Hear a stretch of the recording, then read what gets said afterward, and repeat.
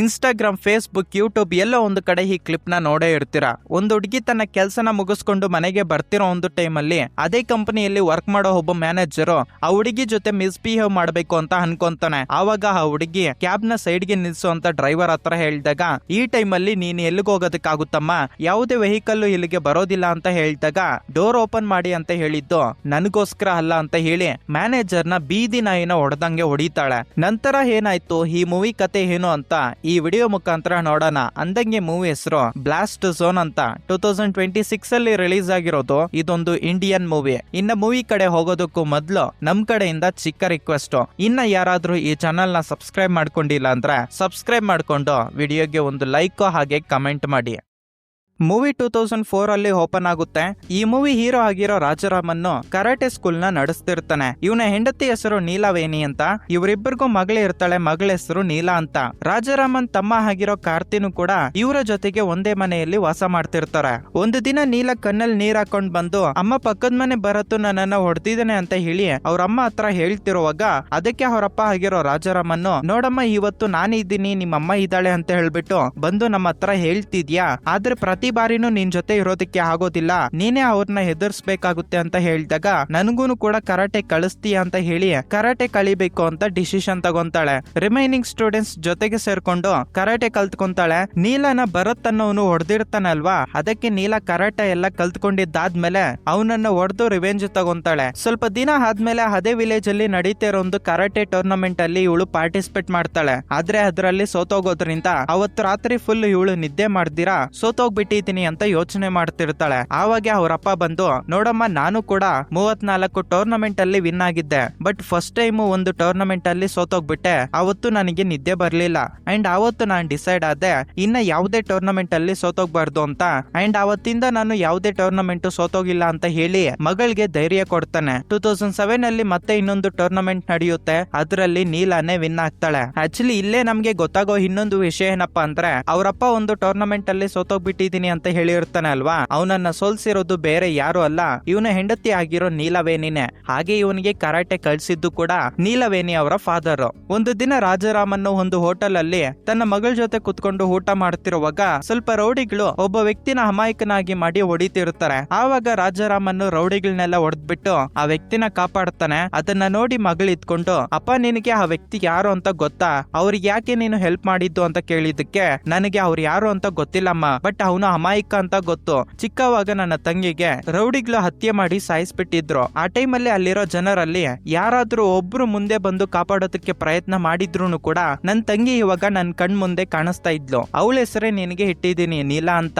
ನಮ್ ಕಣ್ ಮುಂದೆ ಮೋಸ ನಡೀತಾ ಇದ್ರೆ ನೋಡ್ಕೊಂಡು ಸುಮ್ನೆ ಇರೋದಕ್ಕಿಂತ ಅವರಿಗೆ ಸಹಾಯ ಮಾಡೋದು ಬೆಟರ್ ಅಂತ ಹೇಳ್ತಾನೆ. ಅಂಡ್ ಸೀನ್ ಅಲ್ಲಿಗೆ ಕಟ್ ಮಾಡಿ 15 ವರ್ಷಗಳಾದ್ಮೇಲೆ ಓಪನ್ ಆಗುತ್ತೆ. ಸುಂದರಂ ಅನ್ನೋನು ತನ್ನ ಮನುಷ್ಯರನ್ನ ಹಾಕೊಂಡು ಒಂದು ಮುದುಕಿಗೆ ಸಂಬಂಧಪಟ್ಟಿರೋ ಒಂದು ಲ್ಯಾಂಡ್ ಅನ್ನ ಕಬ್ಜಾ ಮಾಡ್ಕೊಂಡು ಅದಕ್ಕೆ ತಕ್ಕಂತೆ ಫೇಕ್ ಡಾಕ್ಯುಮೆಂಟ್ಸ್ ಕೂಡ ಕ್ರಿಯೇಟ್ ಮಾಡಿ ಇರ್ತಾನೆ. ಮುದುಕಿಗೆ ಬೆದರಿಕೆ ಹಾಕ್ತಾನೆ, ನೀನೇನಾದ್ರೂ ಒರಿಜಿನಲ್ ಡಾಕ್ಯುಮೆಂಟ್ಸ್ ನನ್ನ ಹತ್ರಕ್ಕೆ ಎತ್ಕೊಂಡ್ ಬಂದು ಕೊಡ್ಲಿಲ್ಲ ಅಂದ್ರೆ ನಿನ್ನ ಮಗಳನ್ನ ಸಾಯ್ಸಾಕ್ಬಿಡ್ತೀನಿ ಅಂತ. ಮುದುಕಿ ತುಂಬಾ ಬಾಧೆ ಪಟ್ಕೊಂಡು ನನ್ನ ಮಗಳು ಬದುಕಿದ್ರೆ ಸಾಕು ಅಂತ ಹೇಳಿ ಒರಿಜಿನಲ್ ಪೇಪರ್ಸ್ ನ ಎತ್ಕೊಂಡು ಅವನಿಗೆ ಕೊಡೋದಕ್ಕಂತ ಹೋಗ್ತಾಳೆ. ಇದನ್ನೆಲ್ಲ ನೀಲ ಹಿಂದ್ಗಡೆ ಕುತ್ಕೊಂಡು ಕೇಳಿಸ್ಕೊಂಡು, ಮುದುಕಿ ಇವಾಗ ಪ್ರಾಬ್ಲಮ್ ಅಲ್ಲಿ ಸಿಕ್ಕಾಕೊಂಡಿದ್ದಾಳೆ ಅಂತ ಹೇಳ್ಬಿಟ್ಟು ಆ ಪೇಪರ್ಸ್ ಅವನಿಗೆ ಕೊಡೋದಕ್ಕೂ ಮೊದ್ಲೇ ನೀಲ ಅಲ್ಲಿಗೆ ಎಂಟ್ರಿ ಕೊಡ್ತಾಳೆ. ಆಕ್ಚುಲಿ ನಿಮ್ಗೆಲ್ಲರಿಗೂ ಗೊತ್ತಿರೋದೆ, ಇವಳು ಕರಾಟೆ ನೆಕ್ಸ್ಟ್ ಲೆವೆಲ್ ಅಲ್ಲಿ ಕಲ್ತ್ಕೊಂಡು ಟೂರ್ನಮೆಂಟ್ಸ್ ಅಲ್ಲೂ ಕೂಡ ವಿನ್ ಆಗಿದ್ದಾಳೆ ಅಂತ. ಮುದುಕಿ ಪೇಪರ್ಸ್ ನ ಸುಂದರಂಗೆ ಕೊಡೋದಕ್ಕೂ ಮೊದ್ಲೇ ಇವಳು ಅಲ್ಲಿಗೆ ಹೋಗಿ ಅಲ್ಲಿರೋ ರೌಡಿಗಳನ್ನೆಲ್ಲ ನೆಕ್ಸ್ಟ್ ಲೆವೆಲ್ ಅಲ್ಲಿ ಹೊಡೆದಾಕ್ಬಿಟ್ಟು ಮುದುಕಿ ಕಣ್ ಮುಂದೆನೆ ಫೇಕ್ ಪೇಪರ್ಸ್ ನ ಕ್ರಿಯೇಟ್ ಮಾಡಿ ಇರ್ತಾನಲ್ವಾ, ಅವರ ಕೈಯಲ್ಲೇ ಹರ್ದಾಕ್ಬಿಟ್ಟು, ಇನ್ ಮುಂದೆ ಏನಾದ್ರೂ ಮುದುಕಿನ ಭಯ ಪಡಿಸ್ಬೇಕು ನನ್ ಮಕ್ಳ, ನಿಮ್ ಪ್ರಾಣ ತೆಗೆದಾಕ್ ಬಿಡ್ತೀನಿ ಅಂತ ವಾರ್ನಿಂಗ್ ಕೊಟ್ಟು ನೀಲಾ ಅಲ್ಲಿಂದ ಬಂದ್ಬಿಡ್ತಾಳೆ. ಇವಾಗ ನಮ್ಗೆ ವರುಣ್ ಅನ್ನೋ ವಿಲನ್ ನ ನೋಡಿಸ್ತಾರೆ. ಆಕ್ಚುಲಿ ಹೇಳ್ಬೇಕಂದ್ರೆ ಇವನೊಂದು ಪ್ರೈವೇಟ್ ಕಂಪನಿನ ನಡೆಸ್ತಿರ್ತಾನೆ. ಇವನು ಎಷ್ಟು ಕ್ರೂರ ವ್ಯಕ್ತಿ ಅಂದ್ರೆ, ಇವನು ಮೈನಿಂಗ್ ಮಾಡೋ ಒಂದು ಪ್ಲೇಸ್ ಅಲ್ಲಿ ಊರಿನ ಪ್ರಜೆಗಳು ಇದ್ದಾರೆ ಅಂತ ಗೊತ್ತಾದ್ರೆ ರಾತ್ರಿಗೆ ರಾತ್ರಿನೇ ಆ ಊರಲ್ಲಿರೋ ಪ್ರಜೆಗಳನ್ನೆಲ್ಲ ಸಾಯಿಸ್ಬಿಟ್ಟು ಅವರ ಡೆಡ್ ಬಾಡಿನ ಮಾಯ ಮಾಡಾಕಿ ಇವನು ಆ ಪ್ಲೇಸ್ ಅಲ್ಲಿ ಮೈನಿಂಗ್ ಮಾಡ್ತಾನೆ. ಅಷ್ಟು ಕ್ರೂರ ವ್ಯಕ್ತಿ ಇವನು. ಆಲ್ಮೋಸ್ಟ್ 5 months ಇಂದ ವರುಣ್ ಟೀಮ್ ಎಲ್ಲ ಸೇರ್ಕೊಂಡು ಕೀಲಕಾಡು ಅನ್ನೋ ಒಂದು ವಿಲೇಜ್ ಮೇಲೆ ರಿಸರ್ಚ್ ಮಾಡ್ತಿರ್ತಾರೆ. ಬ್ಲಾಕ್ ಓಪಲ್ ಅನ್ನೋ ಒಂದು ಕಲ್ ಮೇಲೆ ಇವರು ರಿಸರ್ಚ್ ಮಾಡ್ತಿರ್ತಾರೆ. ಅದೇ ವಿಲೇಜ್ ಅಲ್ಲಿ ಎಲ್ಲೋ ಒಂದು ಕಡೆ ಐತಿ ಅಂತ ಹೇಳಿ ಇವರು ರಿಸರ್ಚ್ ಮಾಡ್ತಿರುವಾಗ ಇವ್ರಿಗೆ ಗೊತ್ತಾಗುತ್ತೆ, ಆ ವಿಲೇಜ್ ಪಕ್ಕದಲ್ಲೇ ಒಂದು ಬೆಟ್ಟ ಇದ್ರೆ ಆ ಬೆಟ್ಟದ ಕೆಳಗಡೆ ಬ್ಲಾಕ್ ಓಪಲ್ ಅನ್ನೋದು ಅನ್ನೋದು ಐತಿ ಅಂತ. ಅದನ್ನೇನಾದ್ರೂ ಇವರು ಮಾರಾಟ ಮಾಡಿದ್ರೆ ಆಲ್ಮೋಸ್ಟ್ 7,000 crores ಗಿಂತ ಇವ್ರಿಗೆ ಹೆಚ್ಚಾಗಿ ಅಮೌಂಟ್ ಬರೋದ್ರಿಂದ ಮೈನಿಂಗ್ ಮಾಡ್ಬೇಕು ಅಂತ ಡಿಸೈಡ್ ಆಗ್ತಾನೆ ವರುಣ್. ಆದ್ರೆ ಇಲ್ಲಿ ಪ್ರಾಬ್ಲಮ್ ಏನಪ್ಪಾ ಅಂದ್ರೆ ಆ ಬೆಟ್ಟ ಅಲ್ಲಿರೋ ಒಂದು ವಿಲೇಜ್ ಗೆ ಪಕ್ಕದಲ್ಲೇ ಇರೋದ್ರಿಂದ ಇವ್ರೇನಾದ್ರೂ ಮೈನಿಂಗ್ ಮಾಡೋದಕ್ಕೆ ಸ್ಟಾರ್ಟ್ ಮಾಡಿದ್ರೆ ಆ ವೈಬ್ರೇಷನ್ಸ್ ಗೆ ಬೆಟ್ಟ ಮುರಿದು ಪಕ್ಕದಲ್ಲೇ ಇರೋ ಒಂದು ವಿಲೇಜ್ ಮೇಲೆ ಬೀಳೋದ್ರಿಂದ ಅಲ್ಲಿ ವಾಸ ಮಾಡ್ತಾ ಇರೋ 1,300 ಜನರು ಹಾಗೆ 800 ಮನೆಗಳು ಸರ್ವನಾಶ ಆಗೋಗ್ಬಿಡ್ತವೆ. ಇದ್ಯಾವ್ದೂ ಕೂಡ ವರುಣ್ಗೆ ಅಷ್ಟೊಂದು ಇಂಪಾರ್ಟೆಂಟ್ ಅಲ್ಲ, ಯಾಕಂದ್ರೆ ಇವನಿಗೆ ಜನರ ಮೇಲೆ ಪಾಪ ಅನ್ನೋದೇ ಇರೋದಿಲ್ಲ, ಸತ್ತೋದ್ರೆ ಸತ್ತೋಗ್ಲಿ ಬಿಡು ಅಂತ ಇರುತ್ತೆ. ಇದರಿಂದ ಇವನು ಮೈನಿಂಗ್ ಮಾಡ್ಬೇಕು ಅಂತ ಡಿಸೈಡ್ ಆಗಿ ಡೈರೆಕ್ಟ್ ಆಗಿ ಮಿನಿಸ್ಟರ್ ಹತ್ರ ಹೋಗಿ ಡೀಲ್ ಮಾತಾಡ್ಕೊಂತಾನೆ. ನಾನು ಈ ಪ್ಲೇಸ್ ಅಲ್ಲಿ ಮೈನಿಂಗ್ ಮಾಡ್ಬೇಕು, ಅದಕ್ಕೆ ಪರ್ಮಿಷನ್ ಬೇಕು ಅಂತ. ಅದಕ್ಕೆ ಆ ಮಿನಿಸ್ಟರ್ ಇದ್ಕೊಂಡು ನೀವ್ ಹೇಳೋ ಪ್ರಕಾರ ನೋಡ್ಕೊಂಡ್ರೆ 1500 meters ವರ್ಗೂ ಮೈನಿಂಗ್ ಮಾಡ್ಬೇಕಾಗುತ್ತೆ, ಆದ್ರೆ ನಾನು 300 feet ವರ್ಗೂ ಮೈನಿಂಗ್ ಮಾಡೋದಕ್ಕೆ ಅವಕಾಶ ಮಾಡ್ಕೊಡ್ತೀನಿ. ನೀವು ಎಷ್ಟರವರೆಗೂ ಬೇಕಾದ್ರೆ ಅಷ್ಟರವರೆಗೂ ಮೈನಿಂಗ್ ಮಾಡ್ಕೊಳ್ಳಿ. ಆ ಬೆಟ್ಟ ಏನಾದ್ರೂ ಬಿದ್ದೋಗಿ ವಿಲೇಜ್ ಅಲ್ಲಿ ಎಲ್ಲರೂ ಸತ್ತೋದ್ರು ಕೂಡ ಆ ಕೇಸು ನಿಮ್ ಮೇಲೆ ಬರ್ದಿರೋ ಹಾಗೆ ನಾನು ನೋಡ್ಕೊಂತೀನಿ. ಆದ್ರೆ ನನ್ ಕಡೆಯಿಂದ ಒಂದು ಕಂಡೀಷನ್, ಆ ಮೈನಿಂಗ್ ಮಾಡೋದ್ರಿಂದ ನಿಮ್ಗೆ 7,000 crores ಬರುತ್ತೆ ಅಂತ ಗೊತ್ತಾಯ್ತು. ನನಗೆ 1,000 crores ನೀವು ಕೊಟ್ಟಿದ್ದೀರಾ ಅಂದ್ರೆ ಈ ಪರ್ಮಿಷನ್ ನಾನು ಕೊಡ್ತೀನಿ ಅಂತ ಹೇಳೋದ್ರಿಂದ ವರುಣ್ಗೆ ಈ ಮೈನಿಂಗ್ ಕಂಪ್ಲೀಟ್ ಮಾಡಿದ್ರೆ 7,000 crores ಬರುತ್ತೆ ಬಿಡು ಅಂತ ಹೇಳಿ ಇವನ ಡೀಲ್ ಗೆ ಒಪ್ಕೊಂತಾನೆ. ಸ್ವಲ್ಪ ತಾದ್ಮೇಲೆ ವರುಣ್ ಅಬ್ರಹಾಂ ಅನ್ನೋನ್ಗೆ ಕಾಲ್ ಮಾಡ್ತಾನೆ. ಆಕ್ಚುಲಿ 1,000 crores ನೀನು ನಾನು ಹೇಳಿರೋ ಒಂದು ಚಾರಿಟಿಗೆ ಟ್ರಾನ್ಸ್ಫರ್ ಮಾಡ್ಬೇಕಾಗುತ್ತೆ, ಇದು ತುಂಬಾ ಇಂಪಾರ್ಟೆಂಟ್ ಡೀಲ್ ಆಗಿರೋದ್ರಿಂದ ನಾನ್ ನಿನಗೆ ಕಾಲ್ ಮಾಡ್ತಾ ಇದ್ದೀನಿ ಅಂತ ವರುಣ್ ಅಂತಾನೆ. 1,000 crores ಅಲ್ವಾ, ನಾನು ಅದನ್ನ ಟ್ರಾನ್ಸ್ಫರ್ ಮಾಡ್ತೀನಿ ಅಂತ ಹೇಳಿ ಅಬ್ರಹಾಂ ಒಪ್ಕೊಂತಾನೆ. ಇವಾಗ ನಮ್ಗೆ ಕಾರ್ತಿಕೇಯನ್ ಅನ್ನೋ ಒಬ್ಬ ರಿಪೋರ್ಟರ್ ನ ನೋಡಿಸ್ತಾರೆ. ಆಕ್ಚುಲಿ ಹೇಳ್ಬೇಕಂದ್ರೆ ಇವನೊಬ್ಬ ಜರ್ನಲಿಸ್ಟ್ ಆಗಿರೋದ್ರಿಂದ ಈ ವರುಣ್ ಕಂಪನಿ ಬಗ್ಗೆ ರಿಸರ್ಚ್ ಮಾಡ್ತಿರ್ತಾನೆ. ಇವನ ಕಂಪನಿ ಎಲ್ಲೆಲ್ಲಿ ಮೈನಿಂಗ್ ಮಾಡ್ತೈತೆ, ಇದರಿಂದ ಎಷ್ಟು ವಿಲೇಜ್ಗಳು ಸರ್ವನಾಶ ಆಗೋಗ್ಬಿಟ್ಟಿದಾವೆ ಅಂತ, ವರುಣ್ ಕಂಪನಿ ಏನೆಲ್ಲ ಫ್ರಾಡ್ ಮಾಡ್ತೈತೆ ಅಂತ ಹೇಳ್ಬಿಟ್ಟು ಅವನು ಸ್ವಲ್ಪ ಡಾಕ್ಯುಮೆಂಟ್ಸ್ ನ ರೆಡಿ ಮಾಡಿರ್ತಾನೆ. ಈ ವಿಷಯ ವರುಣ್ ತಿಳ್ಕೊಂಡು ಕೃಪಾಕರಣ್ ಅನ್ನೋನಿಗೆ ಕಾಲ್ ಮಾಡಿ ಈ ತರ ಕಾರ್ತಿಕೇಯನ್ ಅನ್ನೋನು ನನಗೆ ಸಂಬಂಧಪಟ್ಟಿರೋ ಎಲ್ಲ ಇನ್ಫಾರ್ಮೇಶನ್ ಕಲೆಕ್ಟ್ ಮಾಡಿದ್ದಾನೆ, ನೆಕ್ಸ್ಟ್ ಡೇ ಮಾರ್ನಿಂಗ್ ಆಗೋತಷ್ಟಿಗೆ ಅವನು ಸತ್ತೋಗ್ಬಿಡ್ಬೇಕು ಅಂತ ಹೇಳೋದ್ರಿಂದ ಕೃಪಾಕರಣ್ ತಮ್ಮ ಆಗಿರೋ ಶಿವ ಅವನನ್ನ ಹಾಗೆ ಅವನ ಫ್ಯಾಮಿಲಿಯನ್ನ ಸಾಯಿಸ್ಬಿಡ್ತಾರೆ. ಮತ್ತೊಂದು ಕಡೆ ಅಬ್ರಹಾಂ 1,000 crores ಎತ್ಕೊಂಡು ಹೋಗಿ ಮಾರ್ಕ್ಗೆ ಕೊಡೋದ್ರಿಂದ ನೀನೇ ಹೇಳಿರೋ ಹಾಗೆ ಈ ಅಮೌಂಟ್ ಎಲ್ಲ ಒಂದು ಅಕೌಂಟ್ಗೆ ಹೋಗಿ ಟ್ರಾನ್ಸ್ಫರ್ ಆಗುತ್ತೆ. ಆ ತರ ಆಗ್ಬೇಕು ಅಂದ್ರೆ ನೀನೊಂದು ಕೆಲಸ ಮಾಡ್ಬೇಕು, ನೀನು ನೆಕ್ಸ್ಟ್ 2 days ಅಲ್ಲಿ ದುಬೈಗೆ ಹೋಗಿ ಈ 100 rupees ನೋಟ್ ನ ನಾನು ಹೇಳಿರೋ ಒಂದು ಪ್ಲೇಸ್ ಅಲ್ಲಿ ಕೊಟ್ರೆ ಎಕ್ಸಾಕ್ಟ್ ಆಗಿ ನೀನ್ ಮೆನ್ಷನ್ ಮಾಡಿರೋ ಒಂದು ಅಕೌಂಟ್ ಗೆ ವೈಟ್ ಮನಿ ಹಾಗೆ ಟ್ರಾನ್ಸ್ಫರ್ ಆಗುತ್ತೆ ಅಂತ ಹೇಳ್ತಾನೆ ಮಿನಿಸ್ಟರ್ ಅಕೌಂಟ್ ಗೆ. ನೀಲಾ ಒಂದು ಪ್ರೈವೇಟ್ ಕಂಪನಿಯಲ್ಲಿ ವರ್ಕ್ ಮಾಡ್ತಿರ್ತಾಳೆ. ಆಕ್ಚುಲಿ ಹೇಳ್ಬೇಕಂದ್ರೆ ಆ ಕಂಪನಿ ಮ್ಯಾನೇಜರ್ ಈ ಹುಡುಗಿನ ಹೇಗಾದ್ರೂ ಸರಿ ಅನುಭವಿಸ್ಬೇಕು ಅಂತ ಹೇಳಿ ಆ ಹುಡುಗಿಗೆ ಬೇಕಾಗಿರೋ ಎಲ್ಲಾ ಕೆಲ್ಸಗಳು ಮಾಡ್ಕೊಡ್ತಿರ್ತಾನೆ. ಹೀಗೆ ಒಂದು ದಿನ ನೀಲಾ ಅವಳ ಕೆಲ್ಸನ ಮುಗಿಸ್ಕೊಂಡು ಕ್ಯಾಬ್ ಅಲ್ಲಿ ಅವಳ ಮನೆಗೆ ರಿಟರ್ನ್ ಬರ್ತಿರೋ ಒಂದು ಟೈಮ್ ಅಲ್ಲಿ ಆ ಕಂಪನಿ ಮ್ಯಾನೇಜರ್ ಕೂಡ ಇದೇ ಕ್ಯಾಬ್ ಅಲ್ಲಿ ಬರ್ತಾನೆ. ನನ್ನ ಮನೆಯನ್ನು ಕೂಡ 10 ಕಡೆನೆ ಶಿಫ್ಟ್ ಮಾಡಿದೀನಿ, ಇನ್ಮೇಲಿಂದ ನಾನು ಇದೇ ಕ್ಯಾಬ್ ಅಲ್ಲಿ ಬರ್ತೀನಿ ಅಂತ.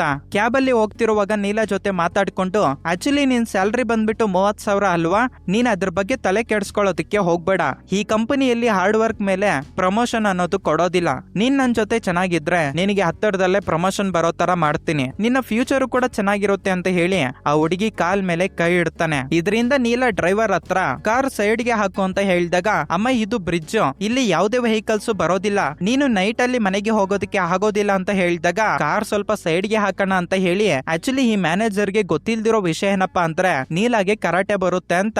ಇವನು ನೀಲಾ ಜೊತೆ ಮಿಸ್ಬಿಹೇವ್ ಮಾಡೋದ್ರಿಂದ ಕರಾಟೆ ಸ್ಕಿಲ್ಸ್ ನ ಯೂಸ್ ಮಾಡ್ಕೊಂಡು ಬೀದಿ ನಾಯಿನ ಯಾವ ತರ ಹೊಡಿತೀವೋ ಅದೇ ತರ ಆ ಮ್ಯಾನೇಜರ್ ನ ಹೊಡಿತಾಳೆ. ನಂತರ ಡ್ರೈವರ್ ಅಣ್ಣ ಹತ್ರ ನಾನು ಕಾರ್ನ ಸೈಡ್ ಗೆ ಹಾಕು ಅಂತ ಹೇಳಿದ್ದು ನಾನ್ ಎಳಿಯೋದಕ್ಕಲ್ಲ ಇವನು ಎಳಿಯೋದಕ್ಕೆ ಅಂತ ಹೇಳಿ ಅವನನ್ನ ಒದ್ದು ಕಾರಿಂದ ಕೆಳಗಡೆಗೆ ಹಾಕ್ತಾಳೆ. ಮತ್ತೊಂದು ಕಡೆ ಕಾರ್ತಿಗೆ ಒಂದು ಸ್ವಂತ ಮೆಡಿಕಲ್ ಇರುತ್ತಲ್ವಾ, ಇದರಿಂದ ರಾಜಾರಾಮನ್ ಹತ್ರಕ್ಕೆ ಬಂದು ನನ್ನ ಫ್ರೆಂಡ್ ಮದುವೆ ಇರೋದ್ರಿಂದ ನಾನು ಬೇರೆ ಊರಿಗೆ ಹೋಗ್ತಾ ಇದ್ದೀನಿ, ನನ್ ಬರೋವರೆಗೂ ನೀನೇ ಮೆಡಿಕಲ್ ನ ನೋಡ್ಕೊ ಅಂತ ಹೇಳಿ ಅವನು ಮದುವೆಗೆ ಹೋಗ್ತಾನೆ. ಅದೇ ದಿನ ರಾತ್ರಿ ಪೊಲೀಸರು ಒಂದತ್ರ ಡ್ರಂಕ್ ಅಂಡ್ ಡ್ರೈವ್ ಟೆಸ್ಟ್ ಮಾಡ್ತಿರೋ ಒಂದು ಟೈಮ್ ಅಲ್ಲಿ ಒಂದು ಆಕ್ಸಿಡೆಂಟ್ ಆಗೋದ್ರಿಂದ ಪೊಲೀಸರೆಲ್ಲರೂ ಹೋಗಿ ನೋಡೋದ್ರೆ ಅಲ್ಲಿ ಅಬ್ರಹಾಂ ಅನ್ಕಾನ್ಶಿಯಸ್ ಆಗಿ ಬಿದ್ದೋಗ್ಬಿಟ್ಟಿರ್ತಾನೆ. ಆಕ್ಚುಲಿ ಹೇಳ್ಬೇಕಂದ್ರೆ ಅವನೊಬ್ಬ ಕಳ್ಳನ್ ಮಗ ಅಂತ ಈ ಪೊಲೀಸರಿಗೆ ಗೊತ್ತಿರೋದಿಲ್ಲ. ಅವನು ನಾರ್ಮಲ್ ವ್ಯಕ್ತಿ ಅಂತ ತಿಳ್ಕೊಂಡು ಅವನನ್ನ ಹಾಸ್ಪಿಟಲ್ಗೆ ಎತ್ಕೊಂಡೋಗಿ ಅಡ್ಮಿಟ್ ಮಾಡಿಸ್ತಾರೆ. ಈ ವಿಷಯ ವರುಣ್ಗೆ ಗೊತ್ತಾಗುತ್ತೆ. ಇವನ ಟೆನ್ಷನ್ ಏನಪ್ಪಾ ಅಂದ್ರೆ ಅಬ್ರಹಾಂ ಹತ್ರನೇ ಈ 1,000 crores ಟ್ರಾನ್ಸ್ಫರ್ ಆಗೋದಕ್ಕೆ 100 rupees ನೋಟ್ ಇರುತ್ತಲ್ವಾ, ಅದು ಅವನ ಹತ್ರನೇ ಇರೋದ್ರಿಂದ ಅವನ ಮನುಷ್ಯರಿಗೆ ಇನ್ಫಾರ್ಮ್ ಮಾಡ್ತಾನೆ.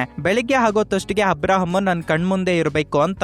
ರೌಡಿಗಳು ಹಾಸ್ಪಿಟಲ್ ಅಲ್ಲಿರೋ ಅಬ್ರಹಾಂನ ಕರ್ಕೊಂಡು ಹೋಗೋಣ ಅಂತ ಇಲ್ಲಿಗೆ ಬಂದ್ರೆ ಅಲ್ಲೇ ಇರೋ ಪೊಲೀಸ್ ಆಫೀಸರ್ ಅರುಣಗಿರಿ ಯಾವ ತರ ಅರ್ಥ ಮಾಡ್ಕೊಂತಾನೆ ಗೊತ್ತಾ, ಇವನ್ಗೋಸ್ಕರ ಇಷ್ಟೊಂದು ಕತ್ತಿಗಳು ಆಯುಧಗಳನ್ನ ಎತ್ಕೊಂಡ್ ಬಂದಿದ್ದಾರೆ ಅಂದ್ರೆ ಇವನನ್ನ ಗ್ಯಾರಂಟಿ ಸಾಯಿಸಾಕ್ಬಿಡ್ತಾರೇನೋ ಅಂತ ಅನ್ಕೊಂತಾನೆ. ಆದ್ರೆ ಅವನಿಗೆ ಮತ್ತೆ ಗೊತ್ತಾಗುತ್ತೆ ಇವನನ್ನ ಸಾಯಿಸೋದಕ್ಕೆ ಈ ರೌಡಿಗಳು ಬಂದಿಲ್ಲ, ಇವನನ್ನ ಇಲ್ಲಿಂದ ಕರ್ಕೊಂಡು ಕರ್ಕೊಂಡು ಹೋಗೋದಕ್ಕೆ ಬಂದಿದ್ದಾರೆ ಅಂತ ಅರ್ಥ ಮಾಡ್ಕೊಂಡು ಈ ರೌಡಿಗಳಿಂದ ನನ್ನ ಪ್ರಾಣ ಉಳಿಸ್ಕೋಬೇಕು ಅಂದ್ರೆ ಇವ್ರನ್ನ ಇಲ್ಲಿಂದ ಕಳ್ಸ್ಬಿಡ್ಬೇಕು ಅಂತ ಹೇಳಿ ನೀವೇನಾದ್ರೂ ಈ ಹಾಸ್ಪಿಟಲ್ ನ ಬಿಟ್ಟು ಆಚೆಗಡೆ ಹೋಗ್ಲಿಲ್ಲ ಅಂದ್ರೆ ಈ ಬೆಡ್ ಮೇಲೆ ಮಲ್ಕೊಂಡಿರೋವನ್ನ ಸಾಯಿಸ್ಬಿಡ್ತೀನಿ ಅಂತ ಹೇಳಿ ಅವನ ಕಾಲಿಗೆ ಶೂಟ್ ಮಾಡ್ತಾನೆ. ಇನ್ನೇನಾದ್ರೂ ಒಂದ್ ಹೆಜ್ಜೆ ಮುಂದೆ ಹಾಕಿದ್ರೆ ಅಬ್ರಾಹಂನ ಸಾಯ್ಸಾಕ್ ಬಿಡ್ತಾನೇನೋ ಈ ಪೊಲೀಸ್ ಆಫೀಸರ್ ಅಂತ ಅರ್ಥ ಮಾಡ್ಕೊಂಡಿರೋ ರೌಡಿಗಳು ಸೈಲೆಂಟ್ ಆಗಿ ಅಲ್ಲಿಂದ ಹೊರಟೋಗ್ಬಿಡ್ತಾರೆ.